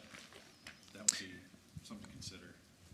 One other aspect that I think for an economic point of view, and to play devil's advocate, is sometimes that north side of town sees more investment, sees a little more activity on a regular basis, even though that I do believe will pay larger dividends over a period of time. I would like to not leave off Caldwell and just to understand what might be able to be done and improved over there in that aspect. I think it's worth at least asking and investigating it, and what kind of sidewalk network improvements can be done over there. So that's a good point, because we also currently have Caldwell Street on a future CIP project list, which would include widening that roadway to accommodate for more parking and more of that roadway type structure to support that. So that would be a significant cost savings if you added that to this list as well. And so if we can get more, essentially, and to James's point, long-term cost savings is just at least evaluating that scope, it might be worthwhile. So if you add calculator, no, that's fine. I'm keeping track over here. Yeah. Yeah. So based upon what I currently have, if you were to add Caldwell, you're at 6.8, or a 20% of that would be 1.36, which equates to about $272,000 every year for 5 years. And just to be thorough, what specifically are the improvements for west-south Main Street between Rehoboth and North Church? So this section here? This one there. Yeah. What specifically? Because there's sidewalks there right now, all the way, correct? On the one side. So it would be Right. considering sidewalks on the other side, so folks don't have to cross from that parking there, and also factoring in some other entity involvement as well. I don't know if you're going to get a bang for your buck with that. Right here. because they're talking about putting a sidewalk on the other side of the street, so here where this parking is. But you have a strip where people can walk safely right now. I don't know if you get your bang for the buck, yeah. The little side multi-use path in this corridor. This is going to be done. Yeah. Yeah, that's already programmed. The sidewalks are going to be done too, are going to be raised. No, No, this is, yeah. I'm with you. No, I just wanted to ask a question because I wasn't sure specifically what they were Do I think looking to do. North Main in the future could be more Done. Do I think looking at North Main in the future to make it more multi-use oriented, especially with, if I recall the longer-term vision of Waxhaw Marvin was to have a more multi-use bike pedestrian friendly section. North Main long-term could use an evaluation, but at this time, I don't think it's necessary. It has a reasonable infrastructure already in place, serving us more than modestly well. If that's what you're bringing up in that North Main section, I don't know what other improvements outside of, I think, 2 sidewalks on both sides. So if you're looking specifically at West North Main, it would be similar to what we did with the TAP or Downtown Pedestrian Project on East North Main Street. So you would want to have a consistent look across town if that's what you're looking for. Okay. Yeah. But that just gives you some frame of reference there. I don't see the economic driver on that one at this time to improve that West North Main corridor. Yeah, and then also that side of town is also having the sewer and water main project now, and that's a business disruption. And then if we have to get this done within 5 years, that's more business disruption. And from business owners on the by Middle James, that area there, although it was a 6-month impact physically, the business took another hit for another 6 months after that while people got used to the new pattern. Timing's not great. Yeah, so I just want to consider that for the businesses. I don't want to hit them from every direction. So I think this is a good plan. So what I'm hearing is, I just want to make sure that there is consensus. Yeah, yeah. So what I'm hearing is Howie Mine, specifically the whole piece. What I'm also hearing is North Church Street, the whole piece. Third, what I'm hearing is McDonald Street, those missing, whatever's in orange there on McDonald Street. And same thing with Caldwell. Yeah, I think those have to go together, right? McDonald and Price. McDonald and Price, yeah. That price right here too, right? Yep. So let me just re-add these numbers up real quick here. So we have Price Street, we have McDonald. Yeah. With Providence right there, and then Yep. Price as well. Yeah, you're right. You're right. And that as well. That would be added. Price Street and Caldwell. Now, I wasn't certain on the. Do you want to go past Broad with Price or just this section? That may not be necessary. So you're talking about just Price to Broad, that piece right there? Okay. And then the other piece on the other side? Okay. Yeah, I think you got it. Okay. So that if I read, let me just quickly redo the math here. 2.3 plus. What about this right here? This is Broome. That's kind of disjointed. That's one of those random ones, right? Yeah. Wait. So yes, we're still at 6.8. So the previous math holds. So that'll be about a $272,000 annual commitment for 5 years. Now, Did y'all want to do this section of Broome right here, coming down to Caldwell? This would be the And, I mean, storefront. It just needs to be defined more. Yeah, Yeah. Because, yeah. It leads to parking. yeah. And it's a little bit disjointed. It may be one of the cheaper ones, because there's only so much you're going to do there with the buildings as close as they are. Right. Yeah. But I think that would be a good, and then the other question is, did you want to roll the bridge into this as part of this project, or leave it off? I would. I think whatever makes it most likely to get done. you're going to save about 800,000 or you're going to spend $1 million on it later. That was one of the things that we put for the state advocacy, so, yeah. I mean, can you, if Say that one more. were to get picked up by somebody else, could that come off of the grant later on? If we were to get a grant for that I think, somewhere else? I think from a pedestrian standpoint, it's definitely a huge necessity. Yeah. And from a safety standpoint as well, because if you're going to focus priority on Howie Mine, Right. those folks are going to be coming across the bridge, and you'll have these other projects interworking with that. So from a safety component, not only is your bridge historical, but it's a huge safety Right, and aspect. we've got that included in the parks plan as well, but Commissioner Daunt's point, if this is listed right now on our advocacy list, if this were to be picked up on another grant, another funded somehow else, could we, We just lose it? would that money come out of this, or would it go to something else? How would that work? So could you, so you're saying if you get, Could we reallocate oh, I this? see. Wait a minute. Well, I think one important thing to note is, all of this money is, whatever your match is non-federal. So that means that if you do get state advocacy monies, that money is non-federal and can be used towards your match.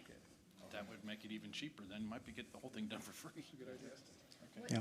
What's the plan for the bridge? Just reinforcing? Yeah, I think it would. We would have to, pretty much yeah, we'd have to do some assessment, but it would be like rehabilitation, yeah. It would be largely a rebuild, but trying to keep the same design. Unless the state money is earmarked for. Unless, of course, yes. So you're right. You're right. So Susan and Barbie made a great point, is sometimes the state money is earmarked for federal dollars. So you just have to be very mindful of that, not to have a double count of federal dollars. But if that state money is earmarked for state dollars, that can count towards your non-federal match. Has there been much discussion or any discussion about a second walking bridge? It's an interesting idea. I would love it. I've thought about having, if you had one over. Broad or high, yeah, exactly. Maybe not by church, but more towards Broad or even High Street, just to connect those areas. Straight to your park right there. Yeah. It's an interesting point, especially considering your downtown master plan. I think it's worth it. I've heard it discussed once or twice. A couple citizens have brought it up more than once. But you just look at the pedestrian and the foot flow, and a lot of it, this whole section of North and South Main, it's difficult to cross. And even right here at Providence or 16, it's a treacherous cross. So if there was another bridge at Broad or High, then that would help. It would help connect the two sides, the north and the south, a little bit better. Yeah, put a question mark on it. But I don't know how feasible that is in terms of, exactly. Right now, we've definitely been talking with them Yeah. about various things, so we can bring it up. And we have an easement with them right now for that. Yeah. Yeah. Just a thought, it's something, since we're looking at maps and lines, it's something to maybe throw as a dotted line on there at some point and start considering.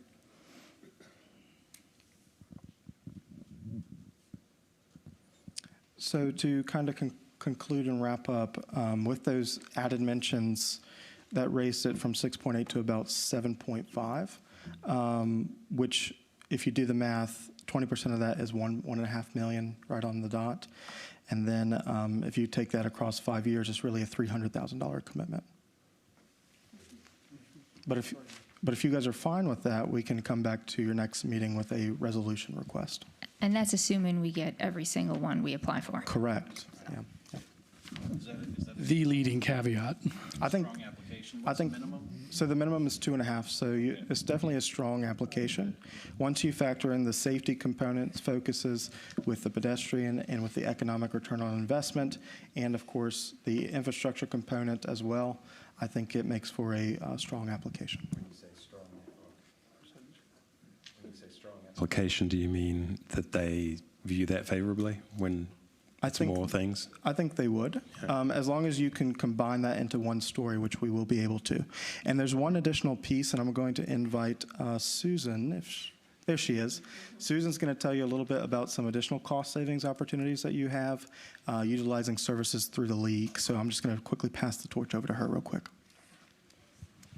Thank you, guys. And for those listening, I'm Susan Lee, Administrative Services Manager. I also handle the grants. What I found was through the North Carolina League of Municipalities, of which we're a member, they had a federal grant a few years ago that offer these grant writing services for a variety of opportunities, specifically for us, SS4A. So we can take this outside of our house, work smarter, not harder, and use the services of a grant writer, and that's Whit O'Brien's, who specializes in SS4A funding, have a phenomenal success rate with these. So this is at no cost to us, and approximately what they estimated when James and I talked to her, about a $30,000 savings if we contracted these services. So this is part of why we're under a deadline. What we'll have at the once this gets finalized, what we'll have at the March meeting is a resolution and a contract that was vetted by Matt for signature just to get the grant writing services started. And then as we go deeper into this process, I'm sure there'll be various other components that will go before the board, most likely a resolution confirming funding, and from my experience with Fed grants, various other pieces that either Scott or the mayor will have to sign to get this funding started. So it's a good opportunity all the way around on various options. So.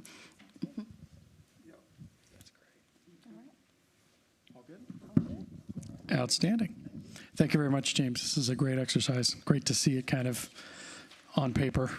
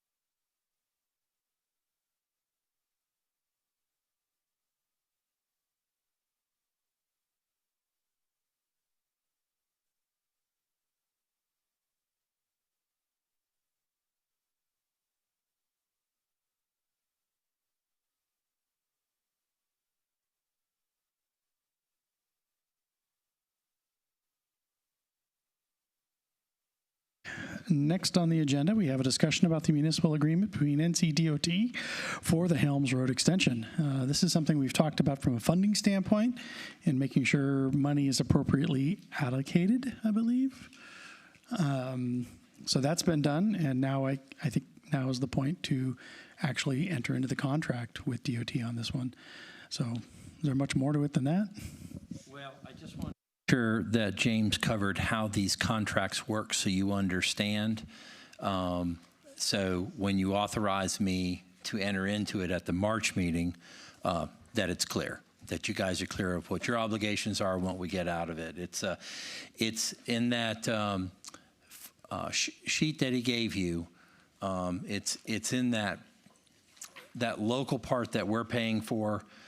Gets us a very high rate of return on a project. So this happens to be through NCDOT, through CARPO, is that correct? Yeah.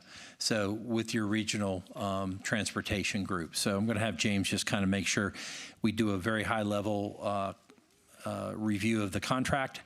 We're going to ask you at your March 10th meeting for me to authorize, enter into it. You've already done some adjusting in your capital for this, so that's a good thing, and that's what we want to do. For example, when we announced that we had gotten some money for design on Kensington, that frees up money. So we can literally almost go into next budget year with the right-of-way part dealt with. Now we're only left with the other part of the construction. So that's what I mean by it being, as we go through these projects, the things that move around in the money. So I'm going to let James go through the contract. Sure.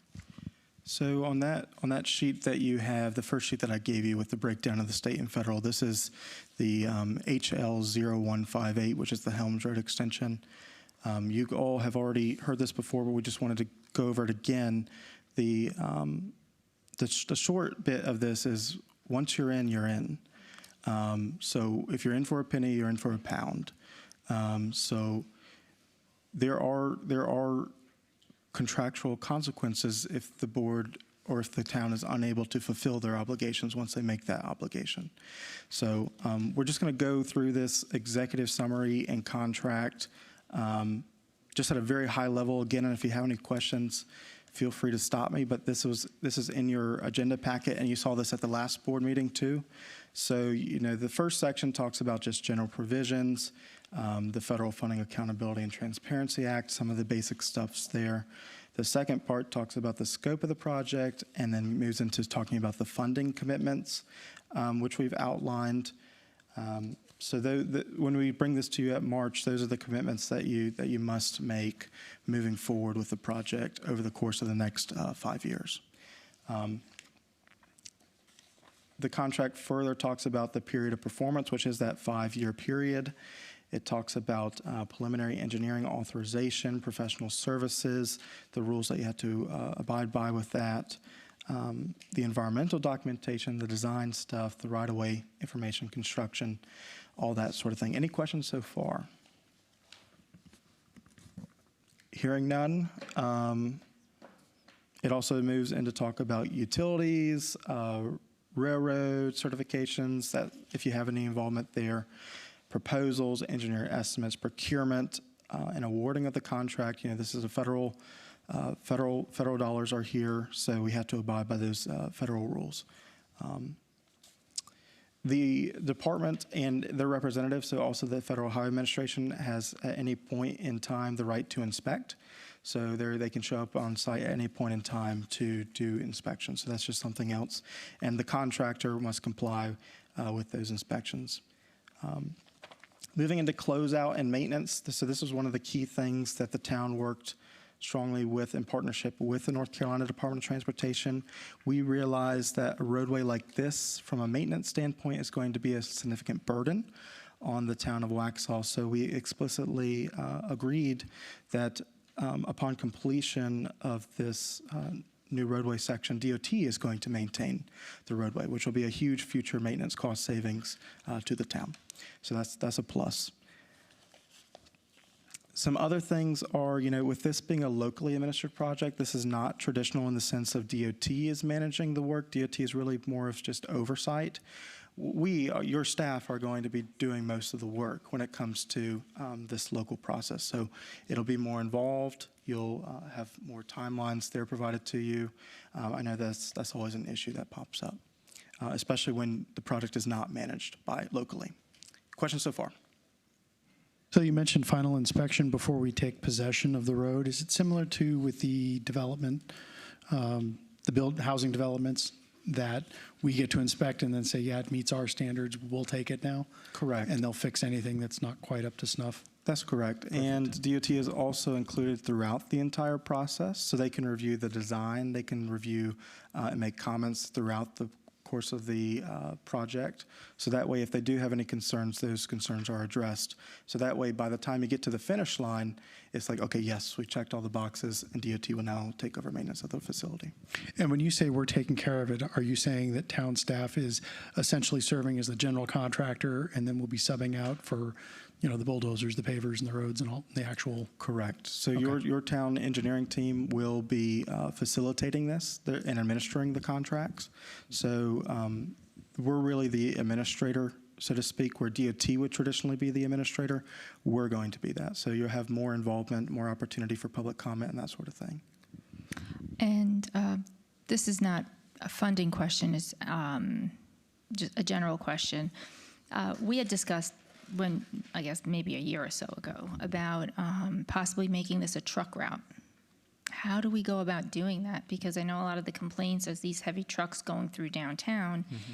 If this road is going to be built for fire trucks and that sort of thing, it should be able to support larger trucks.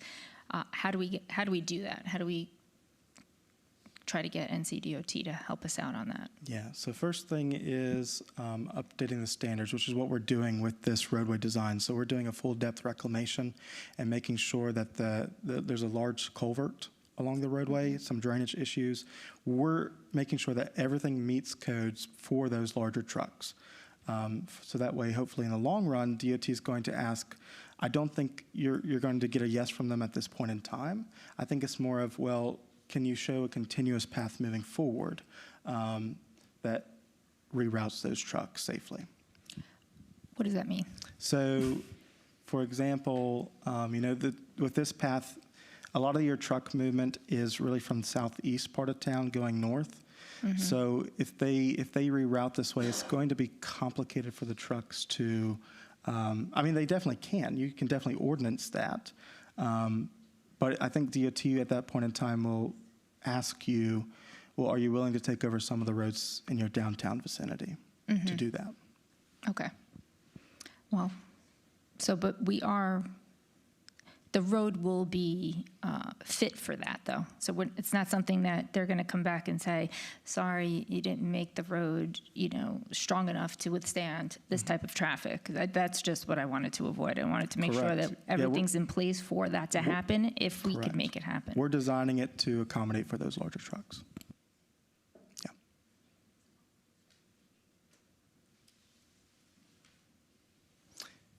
All right, moving forward, there are some of the last little bits of the contract, which is reporting requirements and records retention. So the municipality, the town in this case, has to, after completion of the project and approval, hold on to any documents associated with the contract and project for a minimum of 5 years. So that's something that we'll have to keep on file, everything associated with the project. Some other provisions, following Title VI, making sure that you're in line with those federal requirements, audits, reimbursements by the municipality, and in the unlikely event, I'll say, the termination of the project if there's unable to fulfill the obligations. So it does outline that. Talks about authorizations to execute, and ultimately the sunset provision after the project is complete. So, any questions?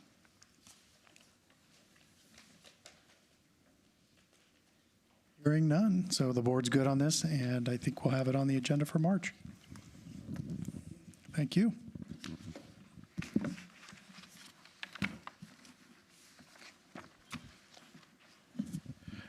Next up, we have a discussion about the proposed agreement for the David G. Barnes Skate Park and the meeting place. We have a park improvement action plan to discuss.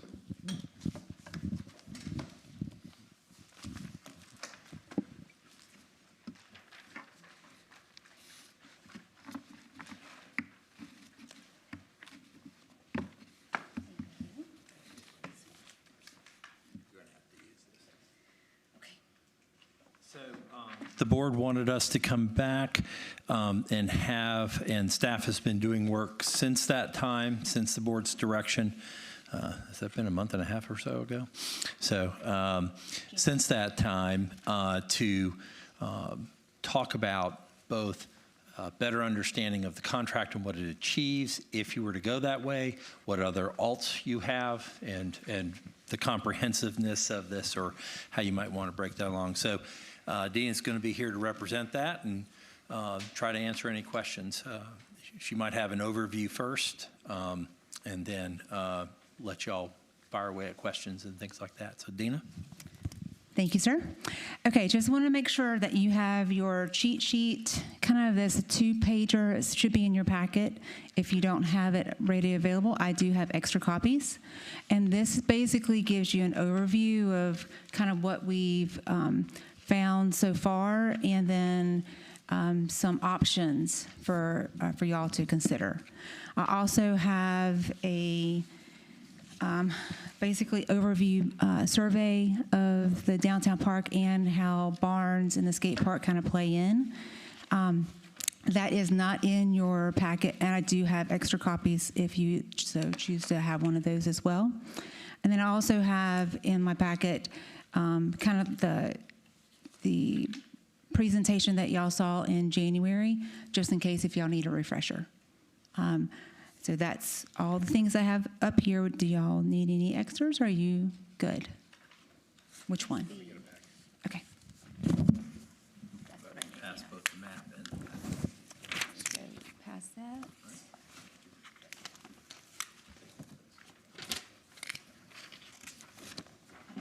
Thank you, ma'am.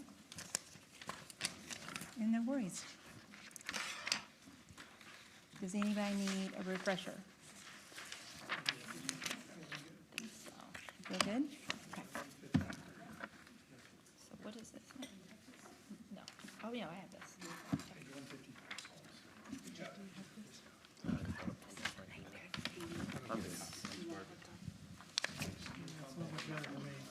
Oh, my goodness.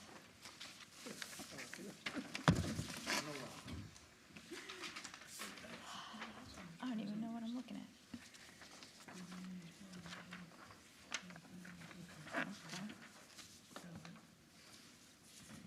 All righty.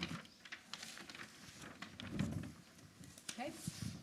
So with the cheat sheet, that's that double-sided kind of informational sheet that's in your packet.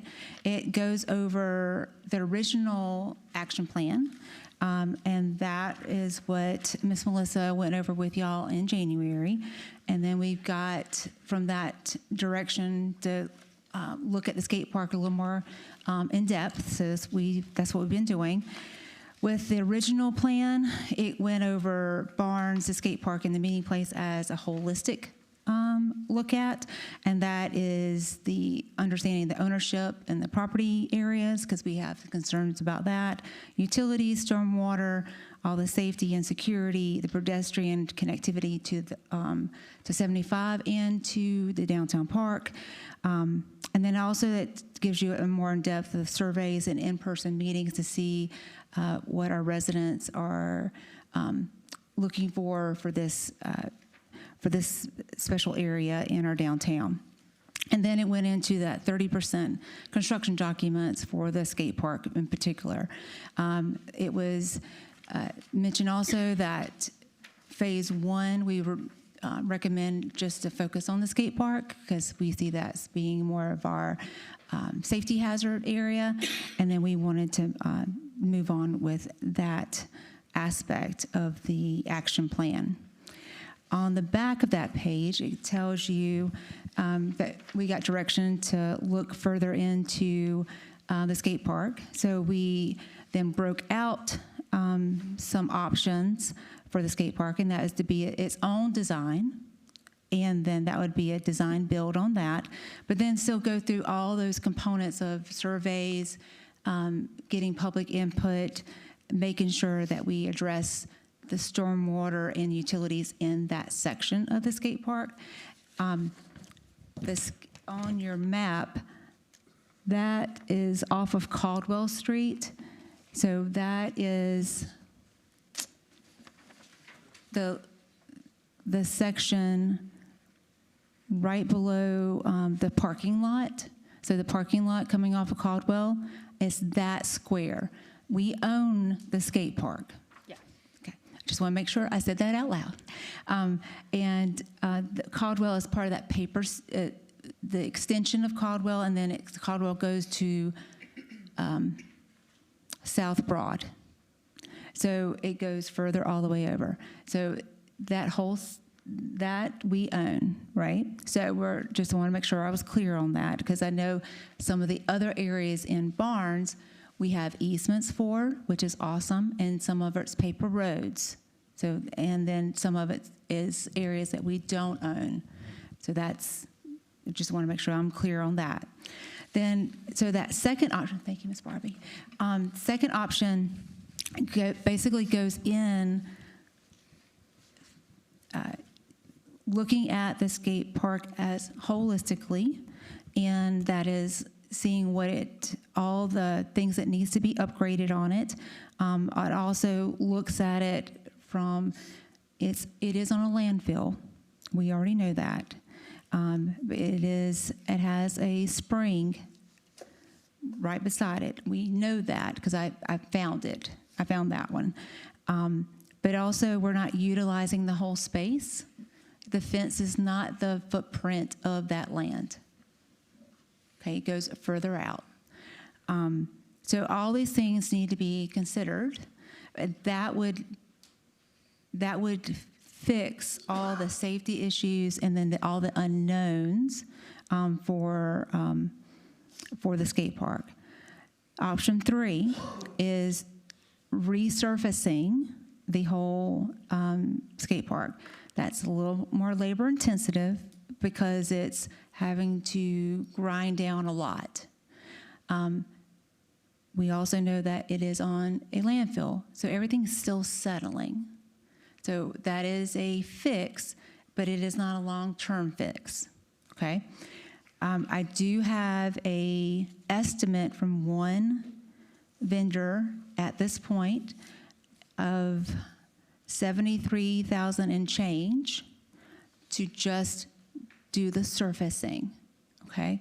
That is not fixing any drainage issues or any conflict issues of when skaters are in the park, okay? That is just touching the surface, right, and getting all the rough edges out.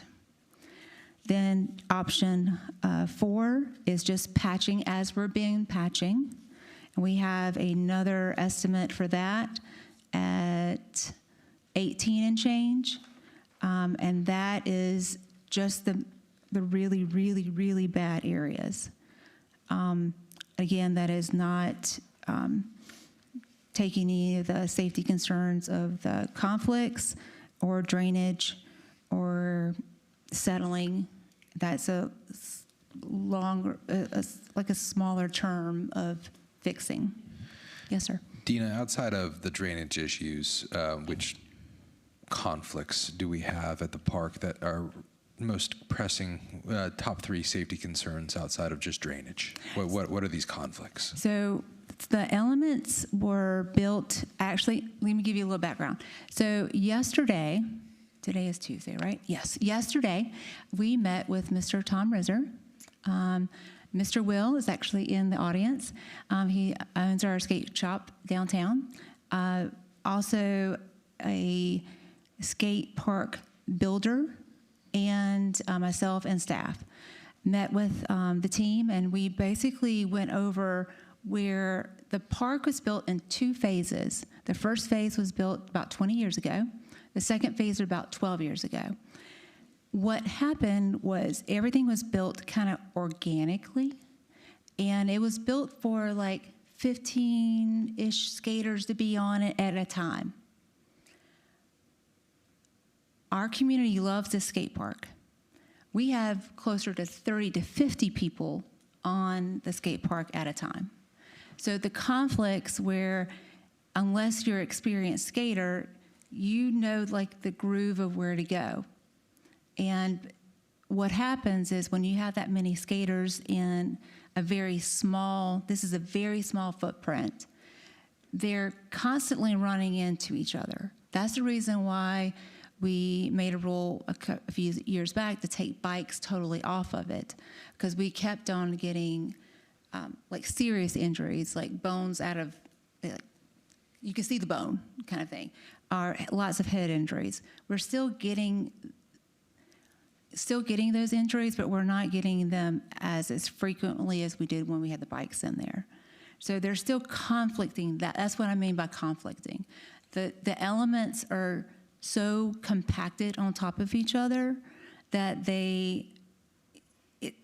it's hard for the skaters to get to A to B with an element without experiencing another skater either in the space or they're running into a person in the space. Does that make you understand? Okay. Yes. I think I understand what you're saying. So there's no transitional zone between the elements. Essentially, you're having to make essentially more advanced skill decisions in between these sections, where it's not allowing for essentially a stepping stone approach for some of the youth to also be participating in the skate park, as well as still having some of those more advanced skilled elements that make it an attractive piece for some destination skaters to come into Waxhaw from other portions of our county and enjoy the facilities. So it's, I mean, I'm grateful to have it, right? So it's just we've gotten to the point where, because of all these elements of at one time are just conflicting with each other, it's time to get some TLC. Well, part of it is sort of a crowding thing, right? Where it's popular, there's a lot of people trying to skate on it at the same time.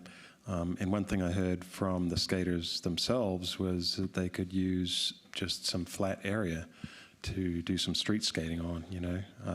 It doesn't have to be some grand, big new park. It can just be a nice flat surface for them to do their kickflip tricks and things like that. You know?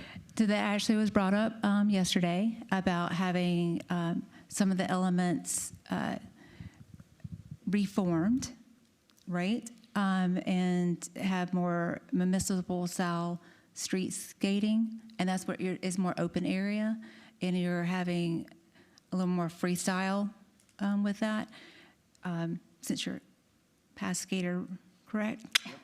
And so that's part of it, right? But when we found out, talking with Mr. Tom, there's a lot of rebar and a lot of steel, because he built up. He didn't go down because of the topo of the park.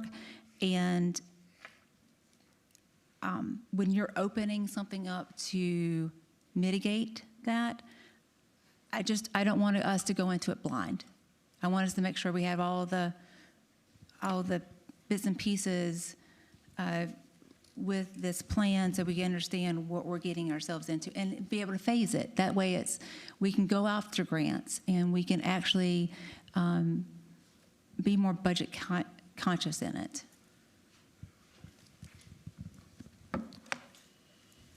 So in order to free up space to eliminate some of that, those merging points where skaters are running into each other, you've either got to eliminate some elements, or you have to come up with more surface area for the skaters.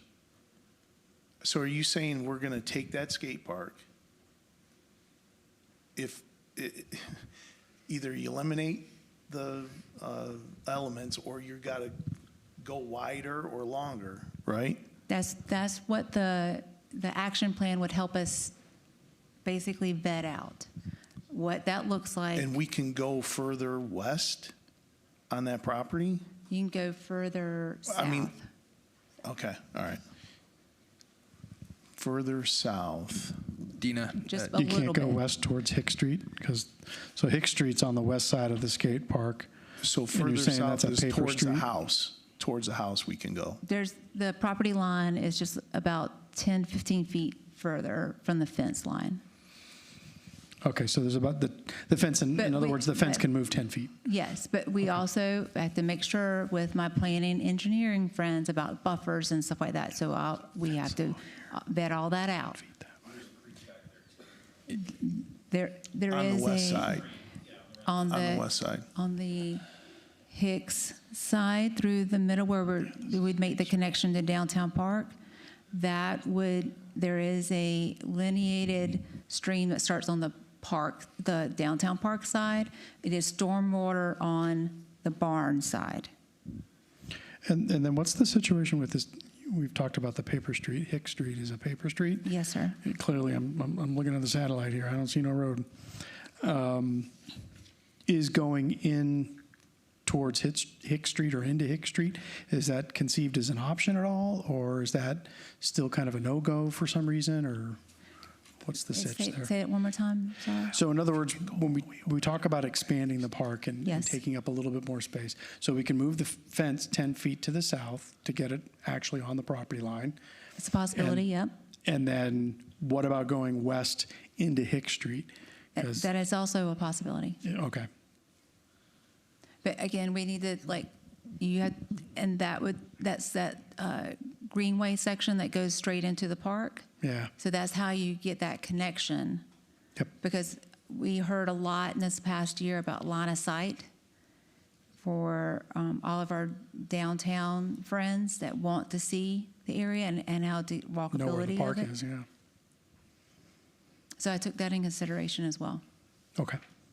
Is Hick Street, who owns that dirt? It's the right of way of for the town. It's a town right away, and the We town own it. essentially owns it. Okay. That's a good start.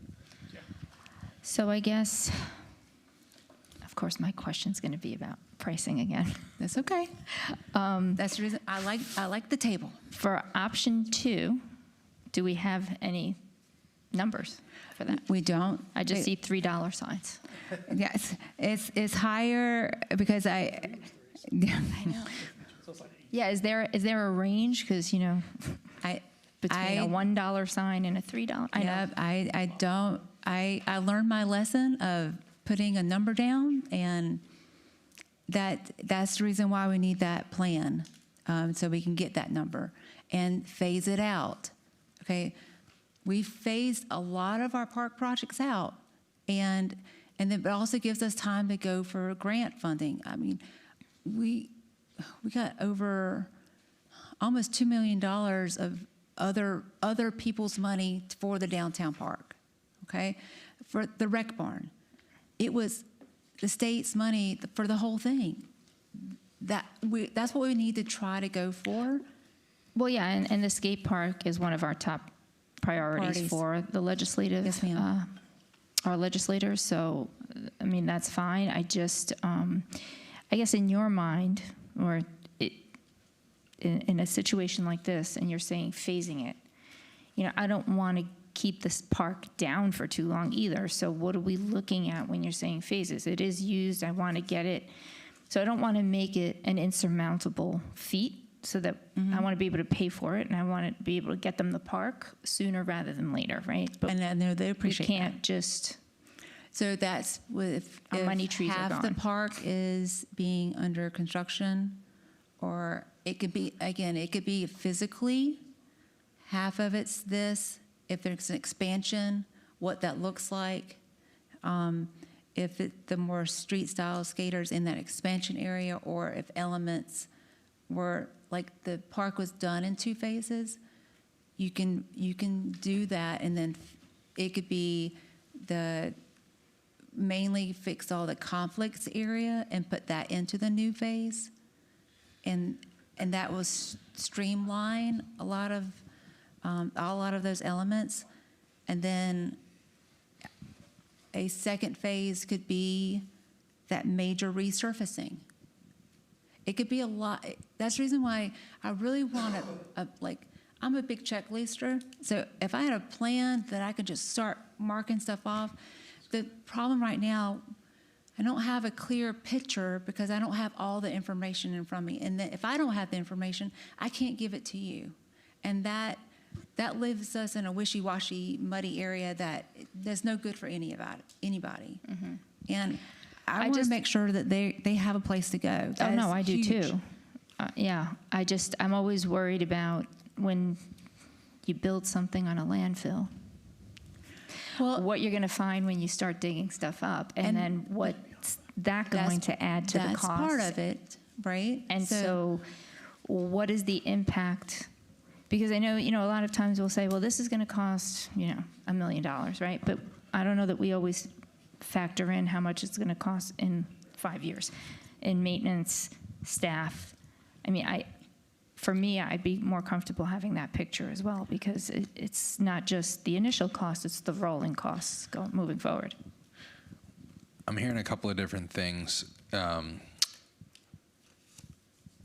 essentially went into what I had asked with scope and scale, and that's you're asking us to give you some feedback into that. And what I'm picking up is that the park was originally phased in 2 sessions, a 20-year-old plan.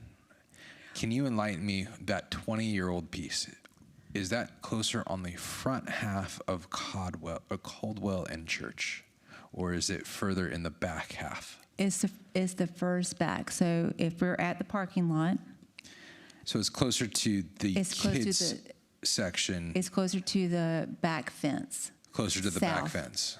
So half of the park was done, Closer to the dwelling unit, I think it's 200. the resident, and the our neighbor. Yeah. And then It's closer to the neighbor. Okay.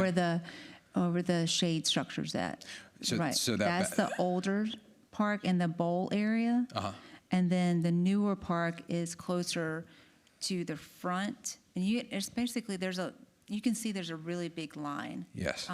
And then the area closest to the parking lot off of Church Street, that area is the newer park. Okay, that area closest to Church Street It has is like newer. a ramp up. Yes, that little concrete half pipe. Yes, Okay. good. And then, so that area is the last 12 years. Newest within the The last newest, decade. Got it. So to me, it sounds like there's a couple of things at play here. You originally had incorporated the meeting place, I believe also the kids' Barnes Park and the skate park into essentially your original number that you had estimated. At 140 for the action plan. For the action plan, for the design. The whole design action plan for the. So then, those to areas. better understand your design and scope, let me add this: did that design and scope include essentially utilization of the Hicks Paper Street? I believe is what the mayor was kind of leaning towards. Did that design come into that, and then did it also include design, essentially giving us that additional greenway connection over to South Broad Street? And so it did. Yes. It did. Okay. So then I guess what for scope and scale that Dean is asking back is not just the park, because the park does sound like it is waiting for it to be redone, but there's steel and rebar forms that once you start splitting that up into sections, that you may have unintended consequences. And so that's the catch that we don't know, and for scope and scale of once we start dissecting essentially that park, it might have an unintended consequence of, okay, this is going to balloon, to Commissioner Weejo's fear that we're going to have a balloon effect of what we are going to have to bite off of in the park, and then that would ultimately then end up closing down essentially our beloved skate park, because once you start, sometimes it's harder to stop. Yes, but I want to preface, the action plan would pretty much tell us if the whole park doesn't have to be totally like redone either. So there could be some compromises in there, but again, I don't have all the facts in front of me to help y'all with that decision or give you the facts for that.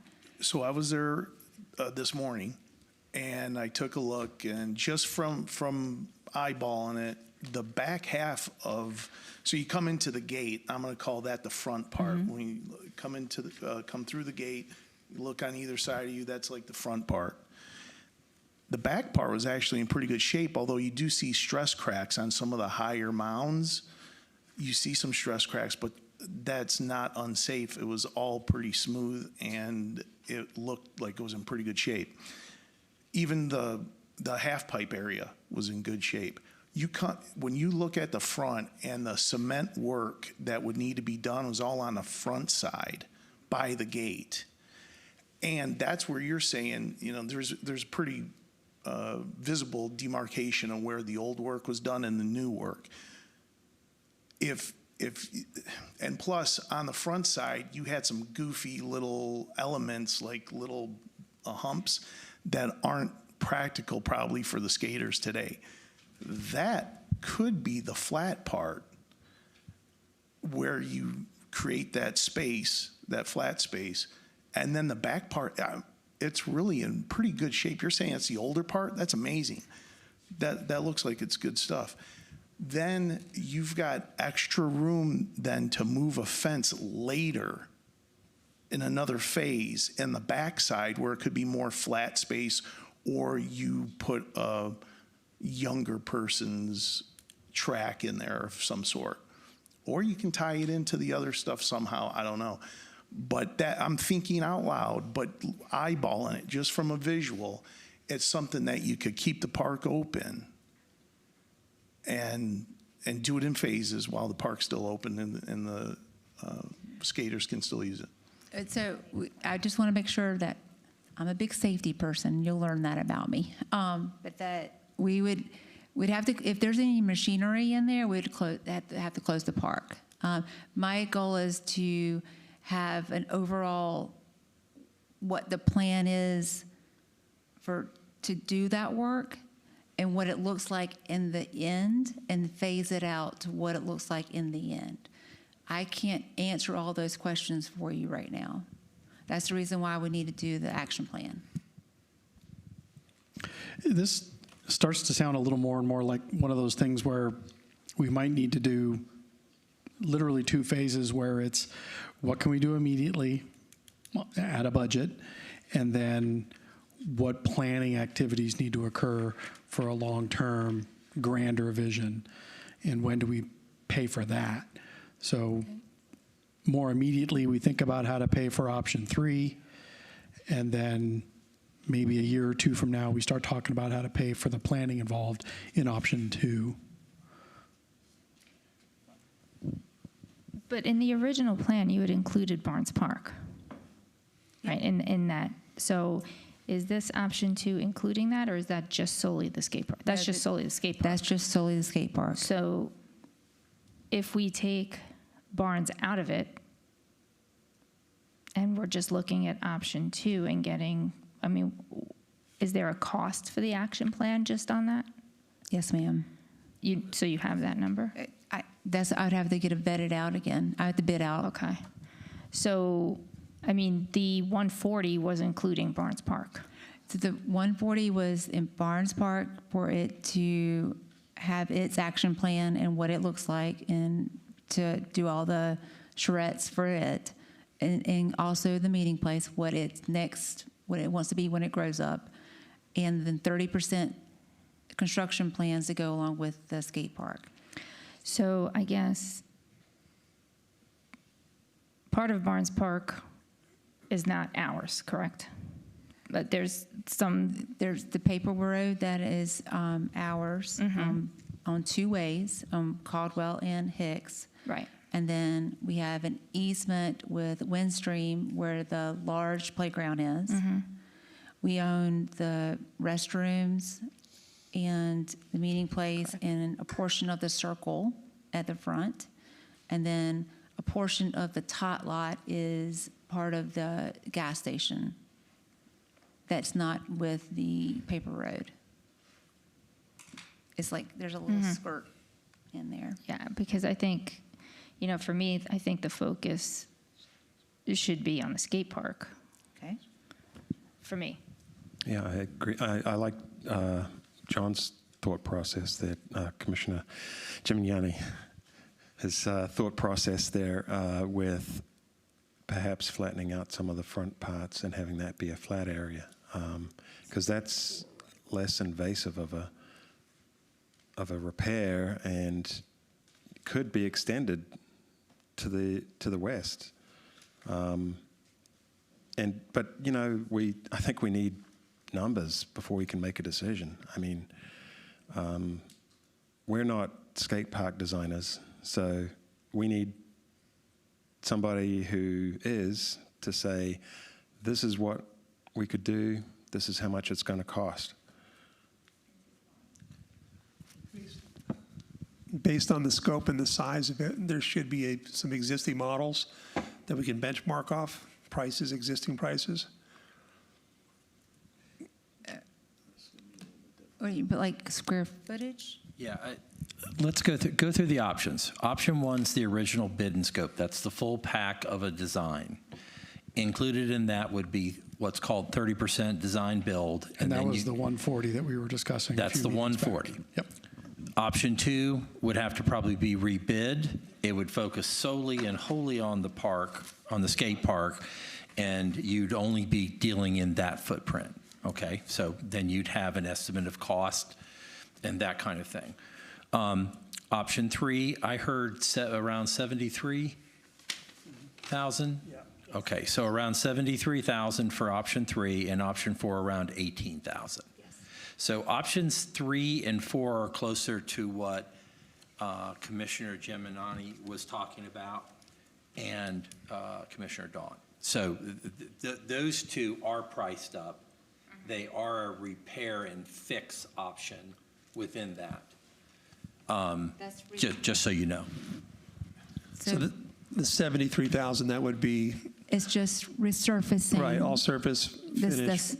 Sanding it down. And that's for then- 5 years. And patching.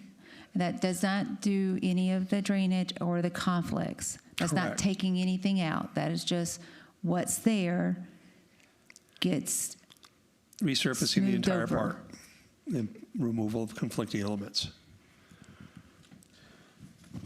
Yeah, it makes sense almost to resurface the park because we get the immediate benefit and then we get some longevity out of it. We're going to get at least 5 years.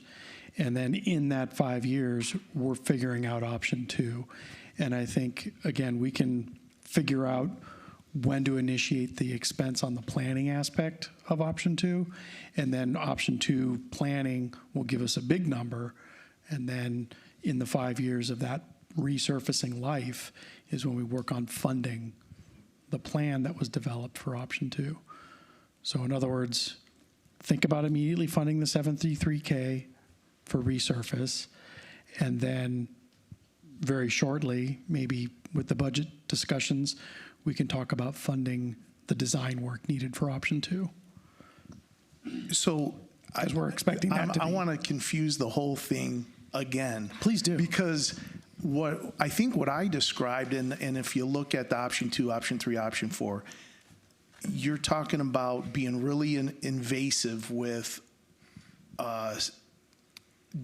demolishing a portion of what's there on the front part. I'm telling you, I'd love to go over there with some engineers and just say, hey, you tell me what is unsafe or what is possible. But really, from the visual, the problem concrete is at the front, and it's got those weird, probably unusable elements now. You're going to eliminate some elements. So that would, it's not a resurface. And I'm telling you, you don't have to resurface the whole the park because the stuff in the back looks pretty good. And so then you get into an option 4 for some of it, right?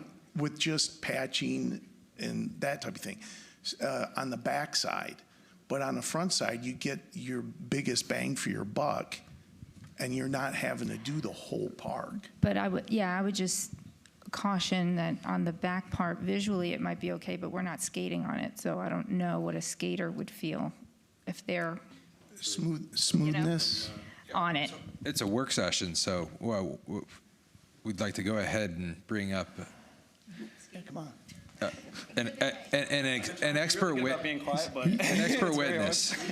He's been shaking his head at you, John, a Identify lot. yourself there, Will. Yeah. Okay. He's been behind you going, Okay. So I hear you with the resurfacing. There's a lot of structural integrity issues that are going to be bigger issues with the resurfacing as far as it's still a Band-Aid fix for 5 years. You're not fixing the collision zones. You're not fixing the increased use of the skate park, like 30 to 50 people. That's a very small square footage for that many people.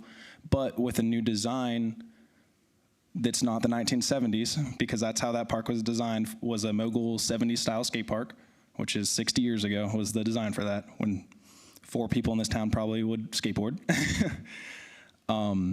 With that square footage and a new modern design can accommodate 30, 40, 50, 60, 70 people, and it can also be built for progression and the longevity of the sport.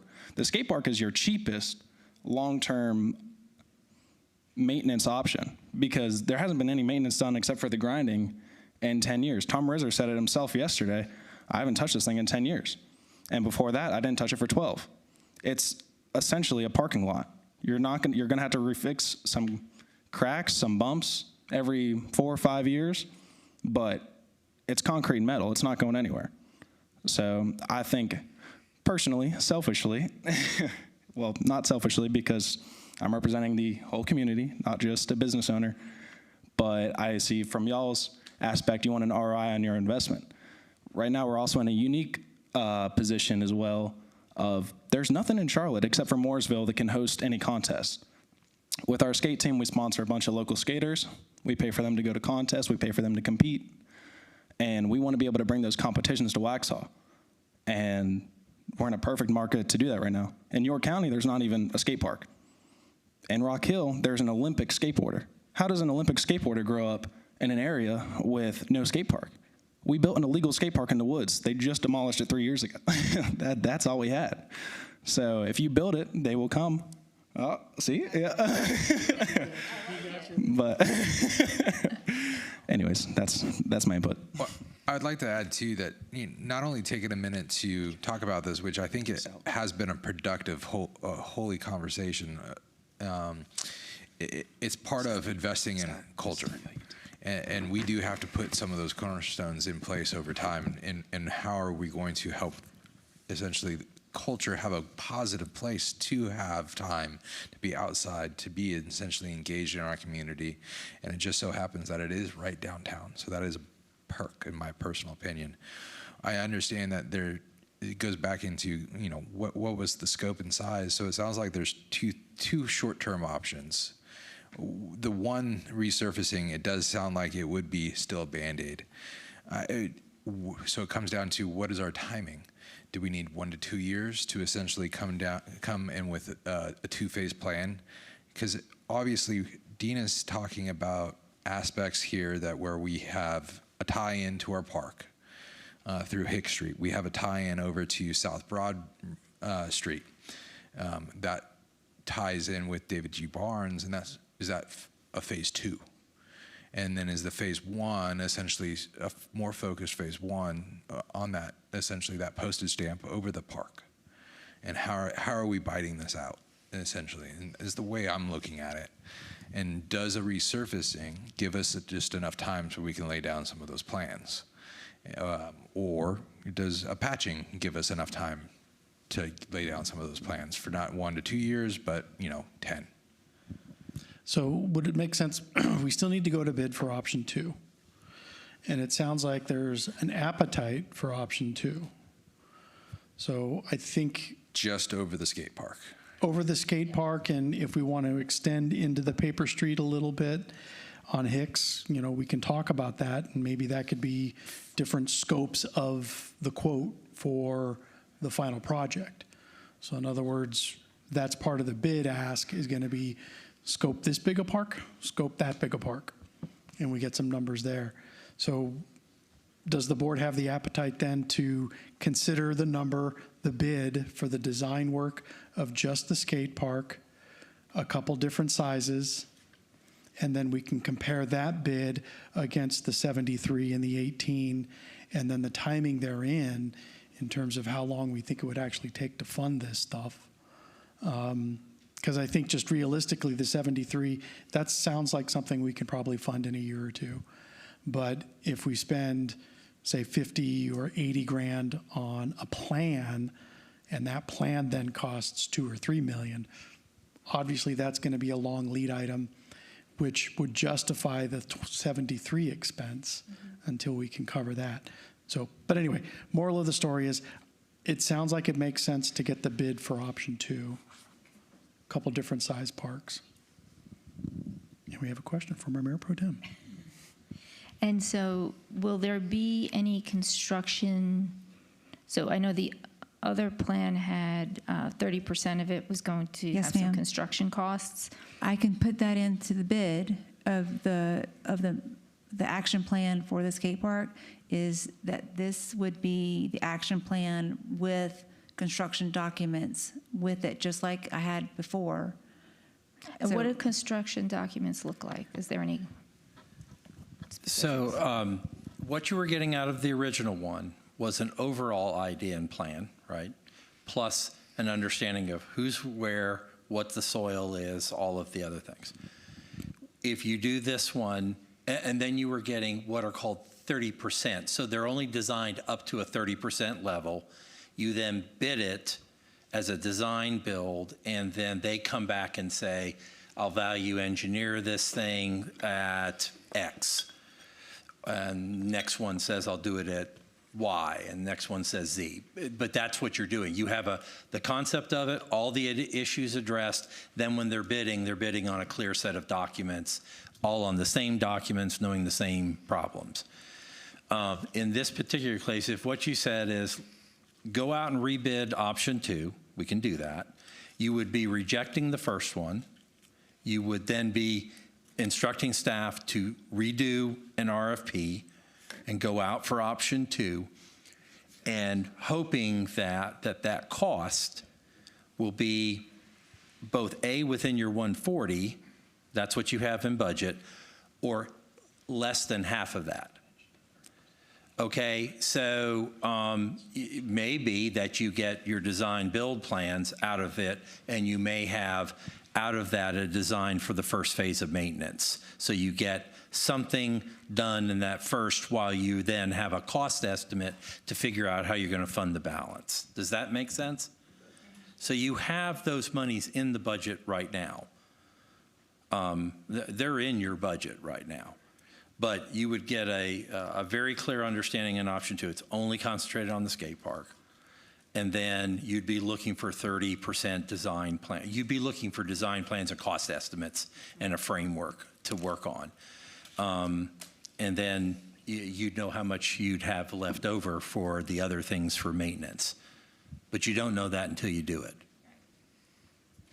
And with all that information, we can go out for future grants with that information, yes, which is completely awesome. And that's one of the main reasons why I would even entertain the idea of the 73 spend on a resurface, because that gives us 5 years to go fishing for grants, trying to get legislative money and so forth. But again, I think it's important for us to know what we're paying for or what we're spending to get this plan, this 30% design versus the 73. So we know it won't be 140, but hopefully it's not 130 and something much smaller than that. And then we can talk about that when we get those numbers. And then, speaking of grants, now that we have the Parks and Trails yes, team, we can go out for grants on that. And we can hit it at all sides, from town side and the nonprofit side.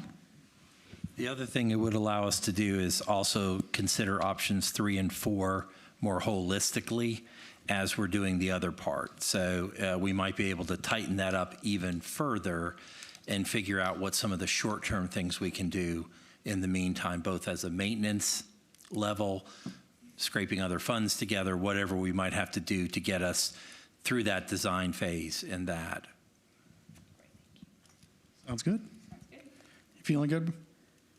So just so I understand my marching orders, I'm going back out to bid with a scope of option 2 and 100% under the 140, but y'all would like it way under the 140 if I can get it there.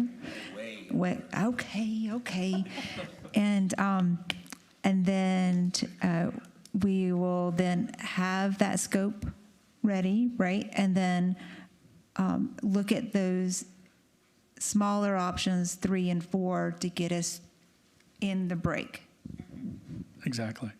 Okay. Any other questions or comments from the board?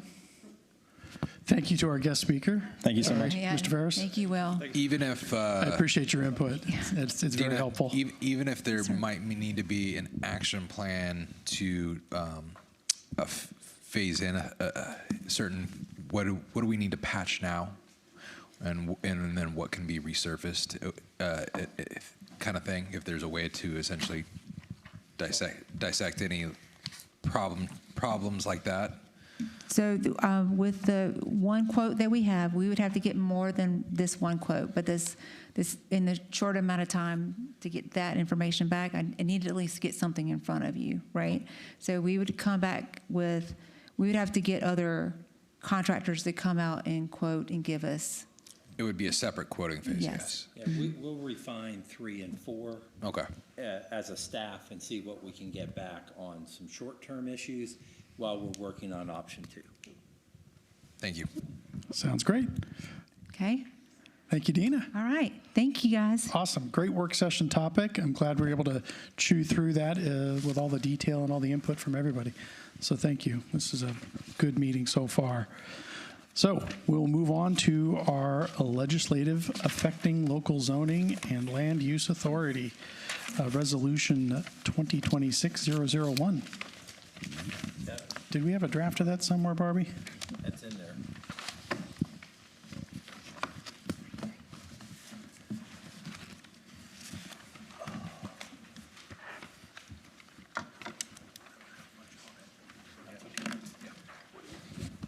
Yeah, 118. Should be in your packet.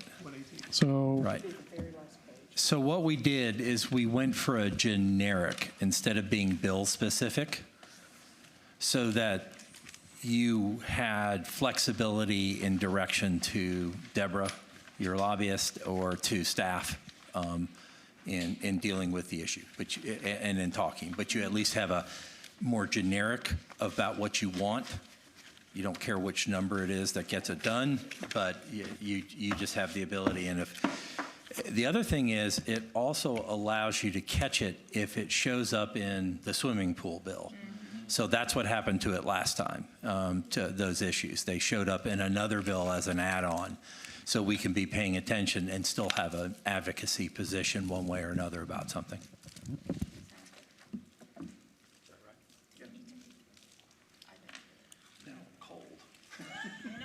Gone from being hot to cold. So we'll give everyone another minute or two to read this. Has everyone had time to consider it a little bit? Someone did their homework. Of course, the teacher. Of course, the teacher did her homework. I think this looks really good. And again, I like the fact that it's general, and so it's the hammer we can wield anytime something pops up somewhere mysterious. So, any other edits or comments or questions from the board on this matter then? All righty. Hearing none, we'll go ahead and look forward to seeing this in March. Thank you. Actually, you have the authority. Okay, that's right. It's discussion only tonight, right? Yeah, I forgot about that. That's right. Sorry about that. The way you changed your rules, you could have adopted. But, okay. That's a false start. One more of those, and you got to start from the rear. I know. Fair enough.